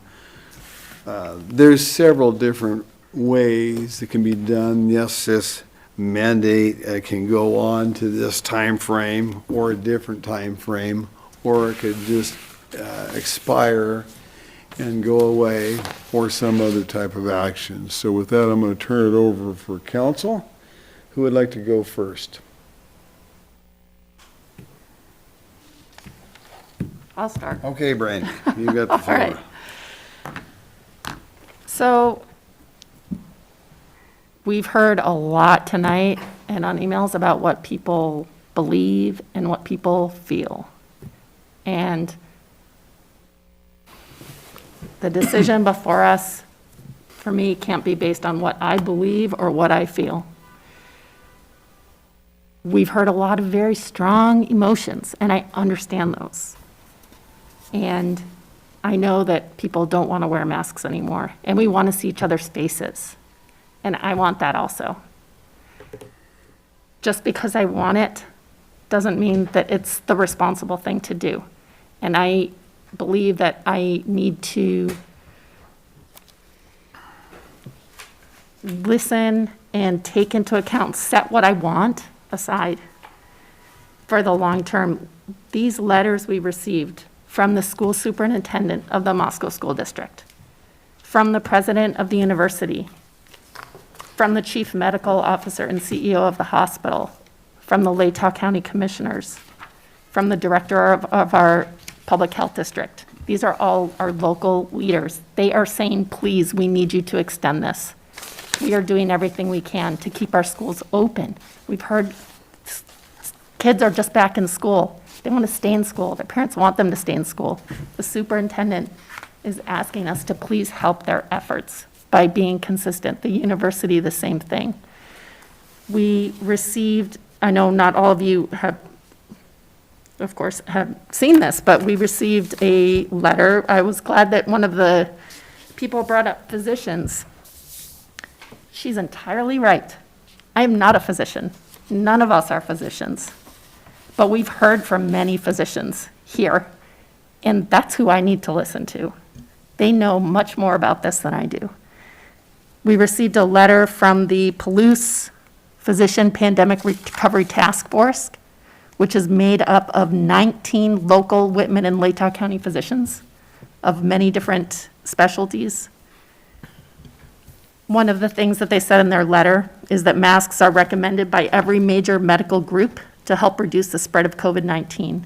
This includes, but is not limited to, the World Health Organization, the Centers for Disease Control, the American Medical Association, the American Hospital Association, American Nurses Association, the American College of Physicians, the American Academy of Pediatrics, the American Academy of Family Physicians, the American College of Surgeons, and the American College of Obstetrics and Gynecology. These groups are using the best available medical evidence to make this recommendation. This is a group of 19 local physicians, medical experts, who are asking that we extend this mask mandate.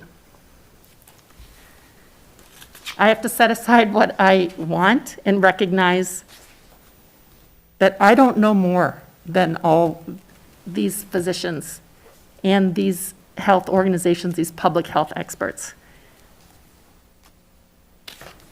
One other thing I want to add too, I love the idea of trusting citizens, trusting all of us to do the right thing. Unfortunately, I do know we've received over 1,000 emails. I did not count them. I don't know the distribution of them, but I can tell you that based on a lot of them, we have a lot of us who will not wear a mask if it's not mandated. And the effectiveness of masks, you need about 80% of people in the community to wear masks. And they don't need to be 100% effective. That is known also. But it's been made very clear by emails that we have a lot who are not going to choose to do that. And I don't think it's because they don't care about each other. I think there's still a lot of misunderstanding and thoughts that it's my choice to protect myself and my family. And the thing that I think we need to do better at helping to explain is the masks are to protect other people. I don't have a choice when I'm in public if someone else has decided that they don't need to wear a mask. And I just think we need to do a better job of explaining that. So the do the right thing is very compelling, but I just unfortunately don't see that as a reality. And that's why I think we need this mask mandate to extend, in addition to all the support we're getting. I can't ignore that in good conscience. One thing that all of us need to remember, there's nothing that we know of that's going to stop this virus, this pandemic. We do know, we've heard words from folks that were relating flu-type things with us, and this does in fact act like a flu. However, it's not a flu, it is a virus, and that's what we've been told by the medical community. CDC, epidemiologists like Tony Fauci, Dr. Fauci, and others. And so one of the things that the experts are saying is this masks will slow that down and we'll have less. Now, we've heard a number of folks say we haven't had anybody hospitalized and we haven't had anybody die. Thank God for that. And we don't know. Maybe it's because we're doing the right thing. We don't know that. And I think sometimes, or maybe we're just fortunate. And it doesn't really, it is kind of a bizarre thing, ladies and gentlemen, because it affects some people different than it affects other people. And I don't know why that would be, but it is what it is. So, okay, who wants to go next? Sandra. Thanks, Mr. Mayor. And everybody here, I appreciate you all staying around. It is great to see faces out there, and I know that a lot out there are kind of against right now, and that's great. I'm so glad you're here. I'm always humbled by the amount of emails that come in, and very much so again this time around. And I tried to count, and I just ran out of time by trying to do that and trying to do my other jobs. And I didn't count them all, but they were abundant, and they were on both sides. And on both sides of those arguments, I will say that I was really struck by what people said and their passion and their overall love for our city. And I don't think you can ignore that. So I am grateful for that. To those that are watching out on our YouTube channel, I'm thankful that you're watching and for your participation in this. We have said, and I've said over and over in different meetings, and we've looked at science, and I'm trying to base my ideas on science and my factors on science, and I agree completely with what Brandy Sullivan said. talking about how I wish passion could rule the day and that would be okay, but that's not the case. I've talked about how important it is to follow the CDC and how it is important to watch World Health. And Mr. Reedner had a great slide up there about the different groups that we've looked at to follow their guidelines, and I'm thankful for that list. I was going to actually quote the Palouse Physicians Pandemic Recovery Task Force, but won't. But I did pull out some quotes throughout the last couple days that stood out. I truly could have filled an entire notebook. I haven't. I'm just going to highlight a few things. One comes from a person who is an environmentalist. He has a PhD in environmental science. And he says on the mandated face coverings, it's an obvious no-brainer. Keep the ordinances in place until a solution to COVID is found. All scientific data indicates that mask face-wearing coverings are helping reduce the incidence of transmission and allowing some level of normalcy. Not a cure-all, but helping. And then I went to a third-grade teacher who just said, please keep this in place. Another physician wrote in and said, I serve in both hospitals in our area. I'm writing to stress and recommend to the council to extend the mask ordinance. I have another one who was a small business owner downtown who said, I've had workers quit. Thank you for the mask ordinance. They feel safer and feel like they are able to work. I have another person who says, I am a worker in customer service. It is an extreme layer and for peace of mind that I can continue in my job. A couple more. I won't read them all because I truly could have a whole notebook. This one says, as a small business owner, the mask mandate helps me and my employees feel more comfortable and safer coming to work and ultimately provides me with a sense of overall health and good work in keeping our doors open in this uncertain future. She went on later in that email to say if it weren't for a mandate, she did not think she would be able to be open. So we are helping her stay open. I've had many businesses write and say the same thing. I can't wait to eat in a restaurant and feel like it's the right and responsible thing to do. I'm doing curbside a lot, and I'm thankful for that. I would love to be able to eat. I'd love to take all of you out to dinner right now, all of us right here. That'd be great, have a big old family-style dinner. I don't feel that's responsible because I've looked at the data and I've listened to our physicians. And like Councilwoman Sullivan said, we've listened to what the experts are saying.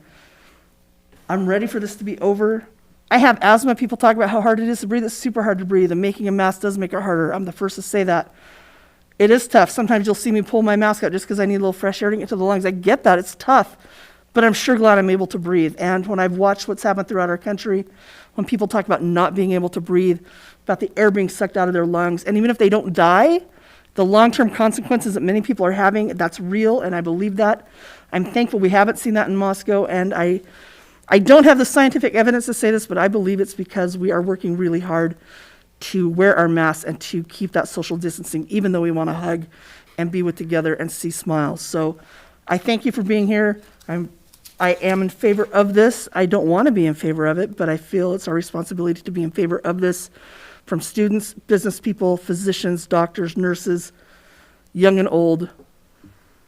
I hope we can come back early before January and say, yay, we don't have to have this anymore. But for right now, I truly believe, because of all the data we've been giving, that this is the direction we have to go in. Thank you. Art. Okay. First of all, I'd like to thank everybody who took the time and effort to sit down and write us emails and testify here tonight and give us their thoughts and perspectives on this whole issue. In fact, some of the people were so enthused that they sent multiple emails, and we got a fair swatch of those. And I also want to say that it's not possible when you've got 1,000 or 1,200 emails to reply to them all. I opted to sit and read all of them instead of reading 25% and replying to those. Most of those emails were polite. They made the point very well. Others were a bit accusatory and occasionally quite profane. And I will say that those emails did not receive a lot of credibility from me. Also, I have never met, and probably never will, meet somebody who thinks that a mask is comfortable or pleasant. The things are vile, but they aren't there to protect the wearer. And that's what seems to be a root cause of differing opinion. Viruses are too small to be trapped by masks. However, they don't come out as just naked viruses. They come out attached to respiratory droplets, And masks actually do a reasonably good job of trapping that stuff out so that it doesn't go wafting off to the next individual. What we're doing is trying to protect those other people if we're wandering around in a pre-symptomatic or asymptomatic form of COVID. Recent testing at the U of I that just came back in today indicates that from the people who went off for Labor Day holiday someplace else, came back with a 4.7% positive rate, and they were all asymptomatic. That means those people were out shedding virus and wandering around, and if not for the masks, they would have been perhaps being a source of a major spread of COVID, such as Pullman is having. And freedom to choose would be fine if it was just the non-mask wearer who was putting their health at risk, but it isn't. The freedom to not wear a mask means that somebody else's freedom to not get a disease potentially is being abridged. So wearing a mask is not for you, it's for everybody else who is out there. And you can say, I don't care if I get sick, that's fine, but it's the other people out there who need to be worried about. So choosing for somebody else is no good. There's also been some comments about people who have pre-existing conditions, perhaps other physical and medical challenges, and said that, well, I wouldn't mind seeing them die, which is pretty cold. It reminds me of Ebenezer Scrooge in A Christmas Carol saying they better die and decrease the surplus population. It's a pretty cold comment to make. So I also think there's a bit of difference in perception from looking at the same set of data relative to cause and effect. It's been said many times we have 0 hospitalizations, 0 deaths, and therefore we should unmask Moscow. All very good, except I see it the other way around. The fact that we have had masks in place has provided us with that level of non-existent hospital care and low rates of infection. So people look at the same data the same way and see two different things. Also, putting the onus on businesses to make their own rules about people coming in and out, I don't think necessarily works very well. Leads to inconsistencies of application throughout town, very spotty application, and probably greater rates of transmission. We also have to consider that we have Pullman 6 miles that way to the west, and they've got a rockin' hot spot going, one of the hot spots in the entire country, and we're fortunate that we haven't had a lot of bleed over from there yet. U of I is doing a great job of testing and very much appreciate their efforts in that respect. I must say that relative to the masks, the CDC and Dr. Redfield, who caught a lot of political grief for it, said masks are the best and only thing we have until a vaccine has been provided to the public at large. So, given all that, masking has to end sometime. We can't go on mask, mask, mask ad infinitum. And so I'd like to see us set a time frame where once we get into the CDC's green zone relative to transmission for a week or 2 weeks, we punt on the mask ordinance unless it's needed again. And I'd even not mind seeing us reconsider this come about November 20th or whatever the council meeting is right before the 20th, because that's when the U of I goes away for Thanksgiving break and doesn't come back. And it's also a good time to survey what's going on over at Pullman and Washington State University. So given that, I think from my point of view, we don't have any choice other than to continue the mask ordinance, and should circumstances change, reconsider it and shut it down, because nobody likes wandering around in these bloody things. Okay, Art. Gina?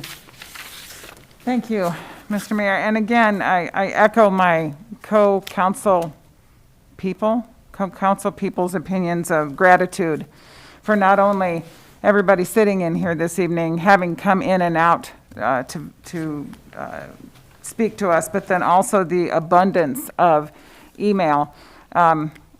It shows that we are all pretty passionate about the place that we live, and we believe that, you know, our voices are worth being heard, and I can't agree more with that. with that statement. So, I don't know if all of you know this about me or not, but when Sandra takes us out for dinner, I'm not eating. I will be having bourbon, period. I will say to you that I wandered around my house muttering to myself, trying to figure out how to effectively communicate what my vision or my view of this whole thing is. And I don't put a lot of stock in, well, any stock at all in Facebook, except today hit me. A friend of mine who has basically been silent throughout this whole situation put something out on Facebook about true leadership is blah, blah, blah, something about the ability to be proven wrong. And I thought, bingo, there it is. I would love to be proven wrong by the science, by, to me, this is something I would love to end. I would love to let this thing expire. In fact, I'd stay up until the very last second passed, if that's what we could do. And I started my morning with Mr. Cohen, 2 entire hours of arguing, and it wasn't knock down, drag out, but it was discussing the constitutionality of all of this, wishing he would prove us wrong, find an edge that I can get under to get us out from under these masks. And we sat there, we were both by the end, we were so exhausted that, you know, it was like all right, see you later, bye, and we both kind of wandered off. It was a terrible way to start the day. But I did the same thing with Amy Paul, who got up here a couple minutes ago and testified again, and with Andrew, my friend Andrew Krapashets from MZ. And my poor, darling, long-suffering husband. Oh my God, that man. What a saint. There are those of us that go to heaven or wherever nirvana is faster than the rest of us, and he's one of them. But no matter what facts I look at, I can't see that ending this mask mandate now is a good decision. Now, there have been a couple moments tonight of true brilliance, and I really appreciate the willingness for people to stick their opinions out there in the public. I think we could use some criteria for when we can lift it. I totally agree, and I heard my compatriot, Mr. Bedke, say CDC green zone. Let's define that. Tyler, big Tyler a couple minutes ago here spoke about the definition of when this emergency ends. Absolutely. Show me some data that I can hold on to, that we can communicate, and that we can get people behind so that we can all kind of, you know, the light at the end of the tunnel kind of thing. It's easier to pull together as a team if you've got a target, not a target coming to the Macy's spot. Little economic development humor for you there. So I've listened, I've tried, I've listened to people who told me I was crazy. Amy's really convincing when she says that to me, and I just can't. I can't let it expire yet. You done, Jana? Yeah. Ann, why don't we go to you? Thank you, Mr. Mayor. To kind of piggyback on what Gina's saying too, I mean, I do think that lots of folks have brought up some really important questions that deserve clarification. You listed a bunch of really great ones, and I think the question of what constitutes an emergency, I think these are really important things to discuss and have some clarity on when making these decisions. But I appreciate everyone who's taken the time to comment tonight. Considering all the information before us, I still support the ordinance at this time, and there are some things that I want to speak to as well. And I think that, you know, we hear this word freedom so much in this discussion and in our emails and our inboxes. And, you know, I've had to kind of to really think, you know, how I feel about this. And I think that elderly people, I think people with underlying medical conditions, people without health insurance or other protections, I think they deserve the freedom to safely exist in public spaces too. And I think it's important to to use that word in that context. I think people who are at risk or those caring for them, they don't necessarily have the freedom to stay home if you have to work for a living and leave your house to do it. And the same for essential trips like going to the grocery store, running other errands. And I think that this makes that possible, and that's freedom as well. And, my sense, we seem to be at the nexus of a lot of just general frustration. And I very much understand that. I don't think that the pandemic precautions in this particular ordinance are the source in the way that some people seem to believe. And I mean, sadly, we were receiving some of the reports of people treating each other a certain way before this went into effect, long before. And, Brandy spoke really eloquently on the topic of feelings in regard to these choices and the situation that we find ourselves in, and on the topic of looking to reliable sources to guide decision making.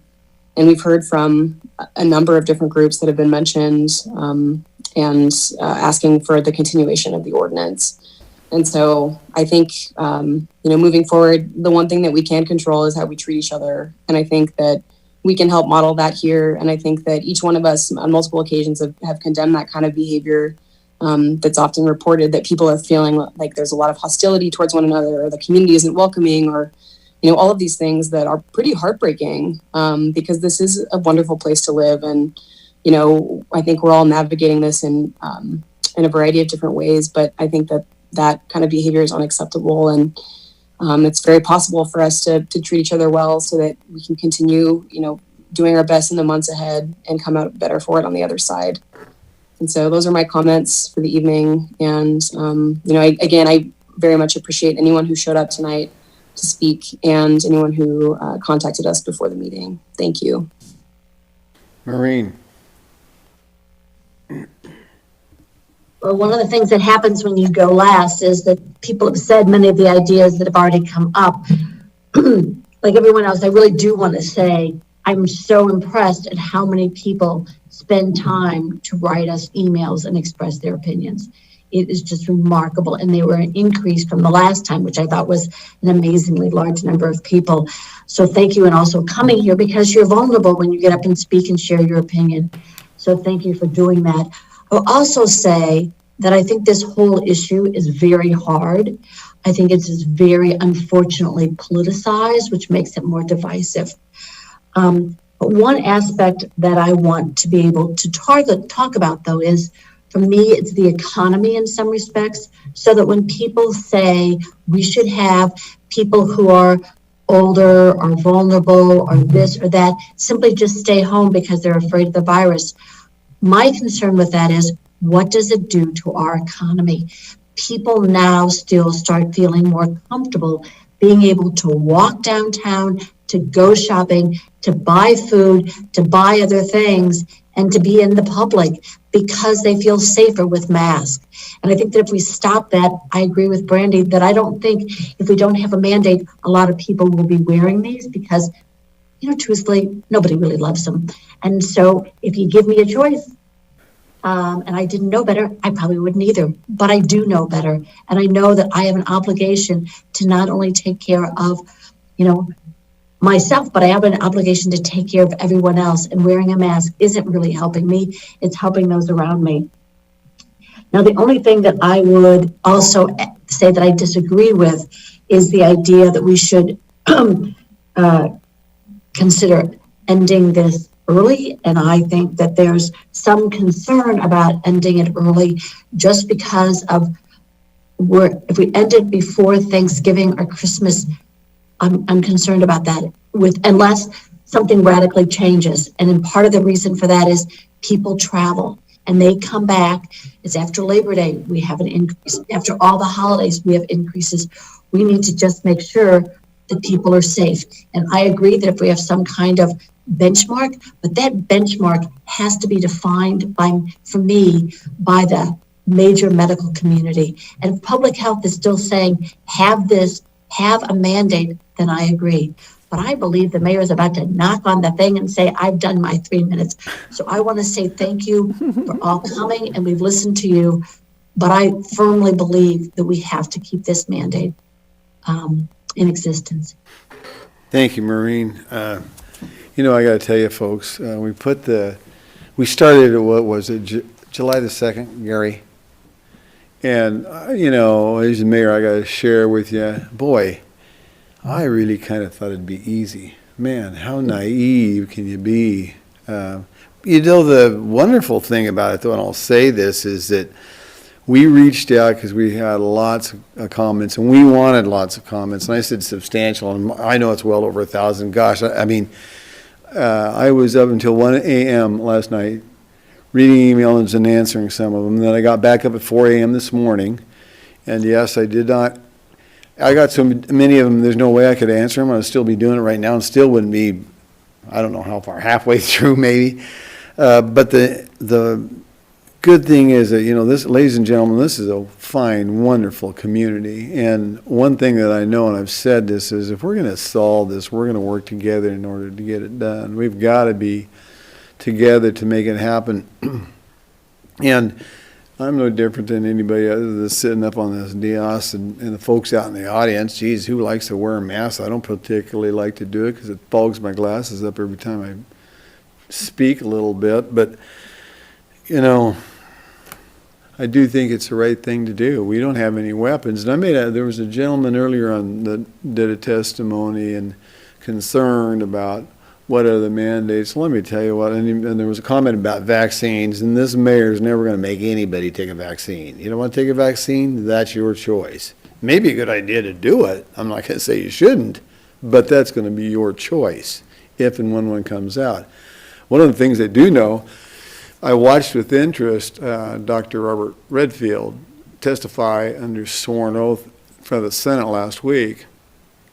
And he did, in fact, say that the best weapon we got right now is a mask. And he also went on to say, we may even have this as a better weapon than the vaccine when the vaccine comes out. So these are experts. I'm no medical expert. And I've read, I tell you, ladies and gentlemen, I have had people send me all kinds of articles. I have read more about a pandemic and COVID and the CDC in this last, 4 or 5 months, 6 months, than probably anything I've studied. I mean, I feel about half dangers of science. And arts are scientists over here, which ought to scare them to death. But, you know, we're going to get beyond this. We need to work together, folks. And it is very, very disheartening. I heard several counselors speak about that. And nothing breaks my heart any more than somebody in our community being mean to somebody else for whatever reason. God, let's get by that and just work together. And I will say something else. You know, our officers have reported, I mean, we really do a pretty good job. 90% of the folks do it, and they follow through with the mask. And I think that's terrific. Now, we know you're not going to convince everybody to do it, but we've got pretty good, doggone good participation. And with that, I'm very, very thankful for it. Okay, so where do we want to go? And by the way, as I earlier said on, we've got options here. The council has got options on what they may or may not want to do. So I'm turning it back over to you. I would just throw out one other follow-up, and since several have commented on it, with this kind of idea of having a target, because I did respond to one of the emails about this with the Public Health Idaho North Central District does have metrics for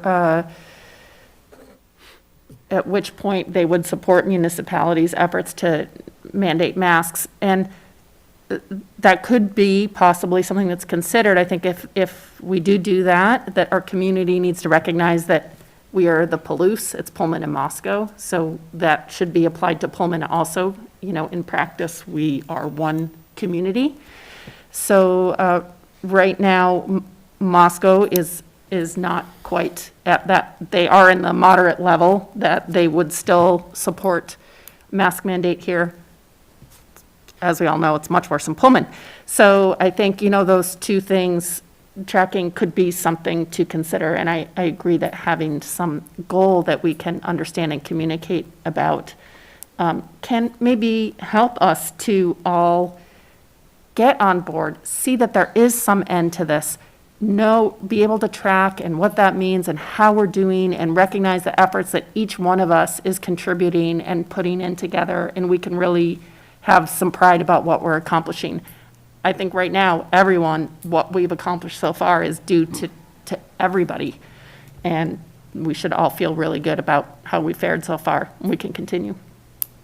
Well, I want to bring up a point that Councilman Bedke had made earlier, because he asked Gary this when Gary was doing the presentation, about this being able to cancel this anytime we wish, depending on the numbers or how things change. And if things change for us, and who knows, that would be terrific. I don't know, and none of us do. Yeah, that could be something that could happen as well.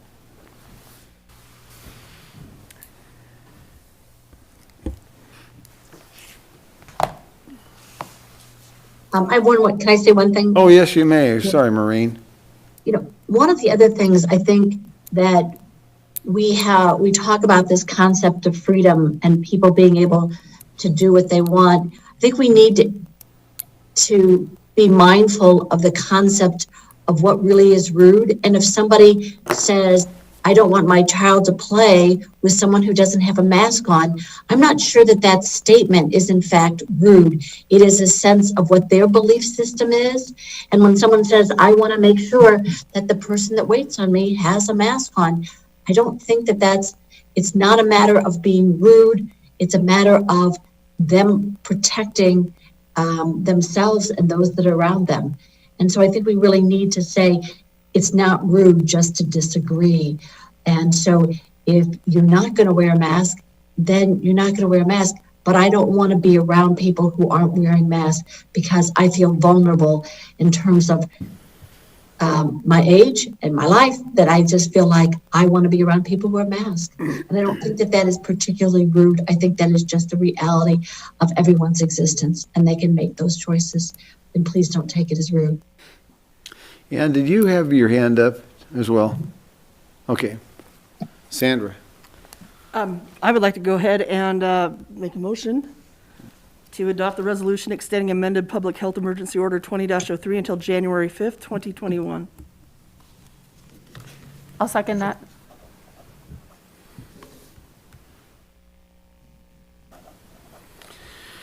Okay, we have a motion by Sandra and a second by Brandy to adopt a resolution extending the amended Public Health Emergency Order 20-03 until January 5th, 2021.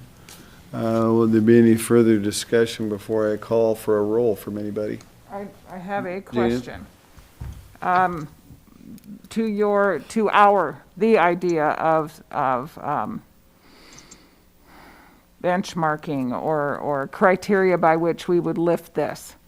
Is there any amendment we could make to include the development thereof? Hang on a second. Gary's going to have to answer that question. There's nothing you can do to adjust the public health emergency order. It is what it is. However, if you wish to develop or you would like to see some proposed criteria, we can begin to develop those. I believe you're going to find that nobody has any set criteria. North Central District Health published those, I believe, about 2 months ago, Brandy, if I remember right. And at that time, they came out with criteria that were wildly off the mark, and they took them back in, reset them, and they've been evolving them as they go. But certainly we can look at some of that information and bring it to committee, have the committee look at it, and if criteria can then be agreed upon by the council, then you can gauge whether you continue with the resolution any further or decide whether to extend it again or terminate it early. You could utilize that criteria. I just don't know what it would look like at this point. I think that for me, I'm not against the mandate. I just have to see some quantifiable progress or lack thereof in order to make an informed decision. Yeah, and I would say, for me, that would be a very important piece. I would still want to know what our community partners, who are very critical for our economy and our health and everything, our families, the schools, the university, the hospital. But I think, that would be one of the pieces for me. Sandra, you had something else? I would just really adding to that is the fact that I think we propose this and hopefully pass this emergency health order, knowing that we have ample time to do that, and it's our responsibility to do that. That's not, and because we can end this at any time. But I think it's important that we extend this now and work on that. And so that's why nothing else was added onto there, because I think that's implied that we can end it whenever we want, when we gain further information, and I hope that we can figure out what those might be and work on that together. I appreciate that. And I hope and know that city staff won't wait until December to start doing this. So I would encourage, as much as we can, to move with some degree of speed. Alacrity. Alacrity. 4 syllables right there for you, please. If I may, that is something we can bring up at our biweekly council leadership mayoral meeting, and certainly we can take direction from that. I would like to also point out that, in fact, this started out with our local community, the university, Gritmed, hospitals, doctors, and that's the criteria we used. And so I guess I'm in favor of criteria, but let's look and make sure that our partners are consistent with that, and that we use public health scientific data to make that decision. And I know we'd all be happy to be without masks, but I really want to make sure that we move in conformity with what the data is showing. I completely agree, and I think that's been made very clear to us throughout this whole process, is that none of us live in a vacuum at all. And so I agree, Maureen, it's absolutely imperative that we gain support and understanding of all of the players that we visited tonight, talked about tonight. Absolutely. Any Yeah. further, Brandy? And just to expand on that too, I think we really, that consistency, having the same expectations and the same rules in our schools, our city, even in Pullman right now, our universities, once we have different rules, then those that are making certain efforts are impacted as well. So. Agreed. Other discussion before I take a roll? Okay, Maureen, I'll start the roll with you. Aye. Ann? Aye. Brandy? Aye. Sandra? Aye. Arthur? Aye. And Gina? Aye. Okay. 6-0, that motion does pass to adopt a resolution extending the amended public health emergency order 20-03 until January 5th of 2021. Okay, we will move on to item number 8, which is consideration of extension of resolution 2020-11, allowing temporary expansion, Main Street right-of-way. Gary Reeder, you have the podium, sir. Thank you, Your Honor. What you have here tonight is a proposal to extend an additional resolution the council passed regarding response to COVID-19. You'll recall that earlier on in the summer, in June, council allowed staff to come forward with some proposals that were based upon conversations that we had with downtown businesses as to how things the city could do to help downtown businesses to provide more opportunity for social distancing. So at that time, staff brought forward a proposal to allow downtown sidewalk cafes and merchandise folks to be able to utilize more of the public right-of-way for their businesses. So council passed a resolution at that time that would allow a temporary expansion of those businesses according to certain rules and regulations. Staff then developed a list of criteria by which those issues are looked at, the layout of the expansion, so on and so forth, that the ability of the public to pass the right-of-way and maintaining ADA access was maintained. All in all, that the public use of the right-of-way, although may be qualified somewhat, was still maintained with the expansion of the businesses. We had, the city clerk developed a protocol. We had 16 businesses who elected to expand their operations. Some of them have continued, some of them have not. A couple of them decided that the expansion that they wanted didn't in fact help their business. They liked things like the designated parking stalls for takeout, for instance, and by taking up more of the right-of-way with an expansion of a dining area, it jeopardized the use of those takeout spaces. So had a couple of businesses that said, we just don't want to expand our dining area, we'd rather have those takeout spaces. So council had this resolution, since it is temporary, to be in effect until, at the time, we expected the good weather on the Palouse was going to hold out. October 4th was the date that the resolution was going to terminate. And it was a sunsetted resolution, just as the resolution that you just passed is sunsetted. It will terminate through no other action of the council. This current resolution will terminate on October 4th. We've been approached by a few businesses asking if they could continue beyond October 4th. We are not privileged to do that as staff without the consent of the council. One of the concerns that the folks who maintain the public right-of-way had, what if it snows? We have a snow event and that snow needs to be removed. It necks down the area that people can pass comfortably on the public right-of-way, so on and so forth. Compromise that we brought forward was that if council would like, we could have a termination date that is floating. The resolution that you have before you has a drop-dead date of December 1st. However, it can be terminated early through administrative action, very similar to the setting of irrigation season, the setting of burning season, done respectively by our Public Works Department and our fire chief. So in this case, if there is a situation caused by inclement weather that creates an unsafe situation on the public right-of-way, then the ability to have the temporary expansion would then be terminated. That would be done through my office, and it would be done only after consultation with staff who is responsible for the maintenance of the downtown right-of-way. So wouldn't be making the decision in a vacuum.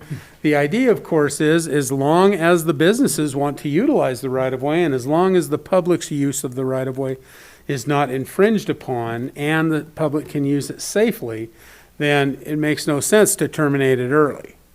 So this allows the council to do that.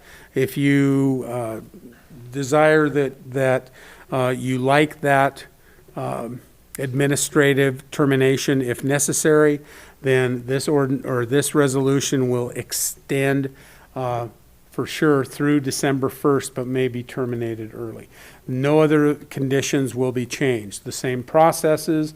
As you know, we also were able to gain the cooperation of the Alcohol Beverage Commission and the Idaho State Police in order to allow temporary expansion of serving areas for alcohol, so on and so forth. So I think we've all worked together on this in a very cooperative fashion, and we'd like to be able to continue that for our business community.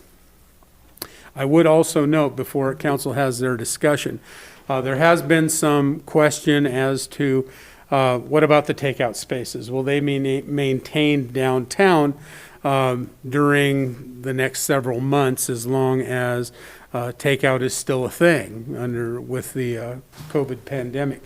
And the answer is we are looking into that right now. We have every intention to continue it. That was done administratively as an accommodation to those businesses. And Tyler Palmer, our Deputy City Supervisor in charge of Public Works Services, and the Streets Department is looking into how that can continue. There are some options that are being looked at as well, maybe consolidation, several businesses using the same 4 parking spaces, that sort of thing, or whether there had to be a single space in front of every business. Anyway, that has been the subject of some discussion at the Chamber of Commerce with downtown businesses. We will continue to plow that field and hopefully come up with something that the businesses are comfortable with. But we intend to continue that program as well. With that, I'd certainly answer any questions the council may have. Not really a question, because I like this idea a lot and would make a motion right away, but not to make staff's life more miserable, but could we look at this as potentially becoming an annual thing by way of code and ensconcing it, not as a resolution, but as part of the code to allow businesses to take advantage of the right-of-way during more clement weather? It's interesting you mentioned that, because that has been a discussion both at staff level and by the downtown businesses. I think, if anything, strange times tend to make you stretch your imagination a little bit. And I think there have been several instances where the expansion has been very beneficial and maybe created an additional vibrancy in downtown. We've stubbed our toe a few times, and hopefully we've dealt with those. One of the things that I believe that is something that we would like to continue to look at. We do have natural conflict with Farmers Market between 3rd Street and 6th Street, and the more expansions also tend to constrict the market somewhat. So we'll just have to look at that. We have a reduced market this year because of COVID. We'll have to look at what it looks like at a full market again. But yes, those discussions are moving forward, but we'd like to be able to do that. Prior to COVID hitting, we were looking at having a downtown entertainment district that we've been working on for a couple of years, and it's something that I tasked Gary and me, our attorney, about getting in place, with the thoughts of having something implemented in 2020, and the COVID changed all that, but that's something that we need to be looking forward to down the road that would tie right in with that art as well. Sandra. And Gary, I apologize if this is in there. I wanted to go back through my packet and read it again because I thought maybe I missed this. Because A, I really like this, but what happens if we have a blizzard? How much notice are those businesses going to get? And it's probably there and I missed it, and if it is, I'm sorry. Well, under the code, the business is responsible for clearing the sidewalk in front of their business to the curb. City staff cleans out Friendship Square. We also go up and down the sidewalks if we can with our mechanized removals. They'll get plenty of notice. Technically, the code says now that if you're going to, it's technically a right-of-way encroachment permit. So we've stretched a little bit over the last couple of years. Taft has a metal fence. I believe it is Coulter's Creek has an elevated deck almost that are completely detached from the right-of-way. So those can be removed. They're not going to be removed in 15 minutes, but certainly they can be removed in a reasonable period of time. I don't think anybody will say that city staff has ever been unreasonable. If it needs to be moved for a certain reason, we give the businesses plenty of time to do that. Thank you. Okay, well, let's hear, is there anybody in the public that would like to come up and comment on this? We'll let you testify and get your ideas if you have any. Okay, turn it back over to council. Gina? Your Honor, I move that we approve the resolution to extend the resolution 2020-11, allowing temporary expansion into Main Street right-of-way. May I ask a question? Ann. Procedurally, so this, yeah, and I think this is related to what Art was asking too. What would be the drawbacks to just making this change indefinitely at this time? Are you asking me?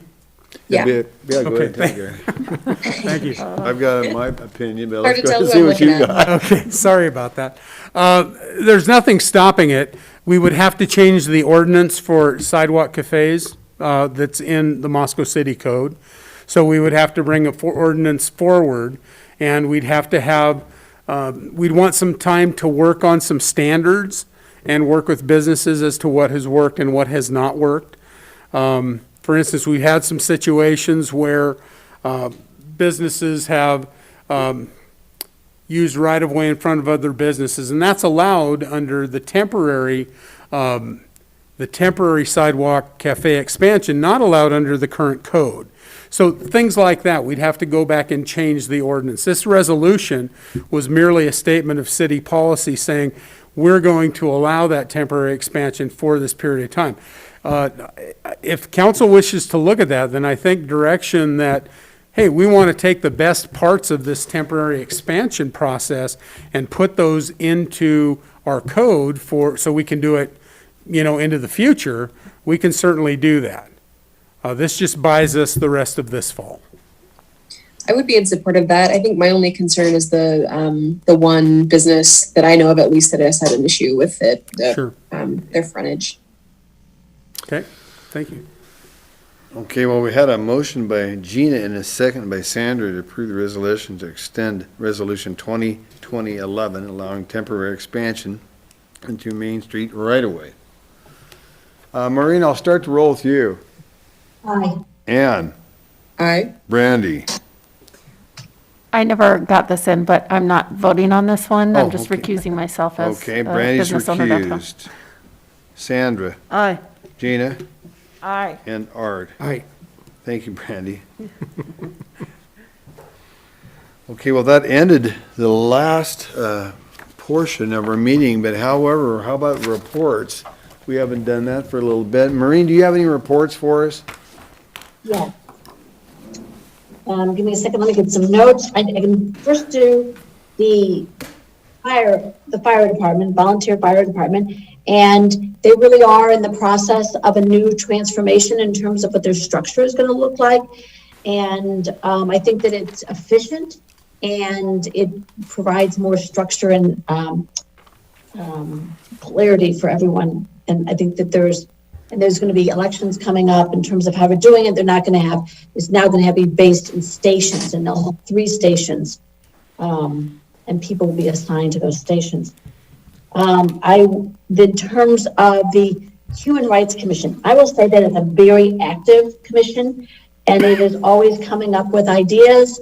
And they continue to working on this month on intersectionality as their theme. Unfortunately, we just lost one of our speakers. They're already ready for February, dealing with the issue of restorative justice.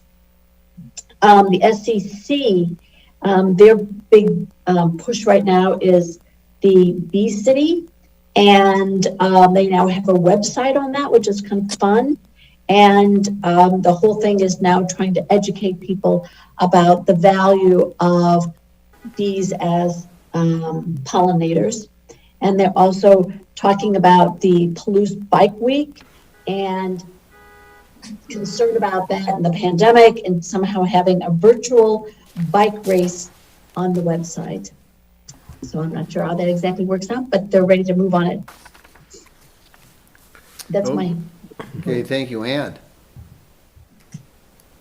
I just made sure it wasn't on mute. All of my meetings are in the coming weeks, so I have nothing to report tonight. Okay, very good. Brandy? Let's see, I didn't bring my notes, so I was trying to remember. Tree Commission, they received the Bee City report too from that group. So that's one of those projects. It's a good example of several of the commissions being involved, and they were supportive of that. They also, in your latest utility bill, there was a Caring for Your Trees segment that was brought to you by the Moscow Tree Commission. So check that out. Transportation Commission met via Zoom for the first time after kind of a lengthy hiatus. So it was somewhat of a catching up housekeeping meeting with overview of project updates for the whole commission. There's been a lot going on, as we all know, A Street and Almond, and also a lot of updates about the projects going on around the city on the streets. And just some commission business. There's been some changes in membership. The chair stepped down, and another longstanding member did. And there's a new member as well. There's some discussion about their commission goals and topics. So we'll be hearing more from the Transportation Commission now that they're back in their regular swing of things. Okay, Sandra? Yeah, not a lot to report. I will say Pathways, I don't know if anyone was able to watch their tour. I did not go on it, and folks I know on the commission, only a few of them went on it, but I think they tried to really highlight parts of the pathway in Moscow, and I think they do a great job with that. And it's a really hard-working group that I didn't know a lot about, so that's been interesting. I can say planning and zoning, there are always things to say. I will just put up there that the 5G issue is the big thing going on there, and stay tuned. And then 1912 Center, we did not have a meeting, but I can say if you're interested in that, follow them on Facebook. They have some really gorgeous pictures about the lights going in and the floors being done, and there's technical terms for the little benches that are being inset in the wall, and it's looking really nice, and I miss going in there, and it'll be fun to be able to enjoy that again. Nice. Gina? So, Fair and Affordable Housing Commission had kind of a hiatus as well, and there are 2 meetings in since the hiatus, and they're working right now on a response and a look forward to the housing study, and looking at ways that the Regional Housing Leadership Team and the Affordable Housing Commission can cooperate and work together. I'm optimistic about that because I sit on both of those. The Parks and Rec Commission, 2 heard the B City information, and gosh, I missed, well, we didn't have the whole report the first time we heard about it, so on Thursday when I go again, I'm hoping to hear the whole report, and I hope it lasts a really long time because I'm excited about that. They heard an interesting idea. The Parks and Rec Commission heard a really interesting idea posed to them, in that a gentleman is interested in locating an RC remote control, electric remote control car track in our community. That's quite the big draw, apparently. Big deal. And it looked fun, and we looked at some different tracks, and it's just was kind of a cool idea that I thought I'd share. We'll see probably some more about that on Thursday, and that's all I have, sir. Okay, Art? Several things. Urban Renewal Agency met and approved the annual budget, and that's moving forward. Everything else is either in progress or hanging fire, so nothing much else going on there. Smart Transit met a couple of times, discussed the status of the fleet, how many buses are available for dial-a-ride and the fixed routes, and they're hoping for the inception of the new 3rd route in January to coincide with the start of the university, which would serve the south and southeast parts of town, which would be handy. Building Code Advisory Committee has met a bit, and they're working through the whole International Building Code and International Residential Code, all kinds of things. A lot of it having to do with the number of people in boarding houses and daycare that would conform to our standards as well as meet the standards of the international code as adopted by the state. And also coming up with them is the mechanical, plumbing, and electrical portions of the building code, and they should have that to council sometime in November for our approval and installation as part of the code in Moscow. Palouse Knowledge Corridor met. Asa Brown has stepped down as president, and Brian Kraft is stepping up as president. They're on track for getting their 501c3 incorporated in Idaho in the next couple months, be done by the 1st of January. And that would allow them to accept grants, and with those grants, they're looking to hire an executive director to help guide that organization into the future. Also, they'll be working primarily with transferring university technology into actual businesses, innovations, and marketable aspects of the knowledge we have here on the Palouse to translate it into businesses based on the Palouse, which would be really cool. And the Historic Preservation Commission will meet on Thursday for the very first time since February. Wow. So, It's old stuff. The old stuff will keep being there. it does, it's not going anywhere. I've got a couple of things. One is a terminal. We had a terminal discussion group report meeting where there was about 20 of us all together that we met with Mead and Hunt on early design aspects of a new terminal. That was just kind of a brainstorming first meeting, pretty basic type of a thing. We'll be having another one. I believe it's coming up in November, and there'll be several more early part of February, or 2021, I mean. And that'll lead to some outreach within the community as we go through 21 and early 22. So that we're in the early stages of that. And of course, the airport board met the next day and discussed flights. We got 2 flights a day coming, but there's some other exciting things. I mean, the air industry is just, airlines are in terrible shape with this COVID thing, but they're looking forward to meeting with some other regional players, one being SkyWest. There's going to be a meeting coming up with that, and I'll find out more information because my next airport board meeting is next Wednesday, and so hopefully I'll have more information on that to share with everybody over here. Gary, you got any reports for us? No. Okay. That's good. With that, I would entertain a motion to adjourn. Let's roll. All in favor, aye? Aye. Okay, we are adjourned at 9:29. Thank you, everybody. Okay.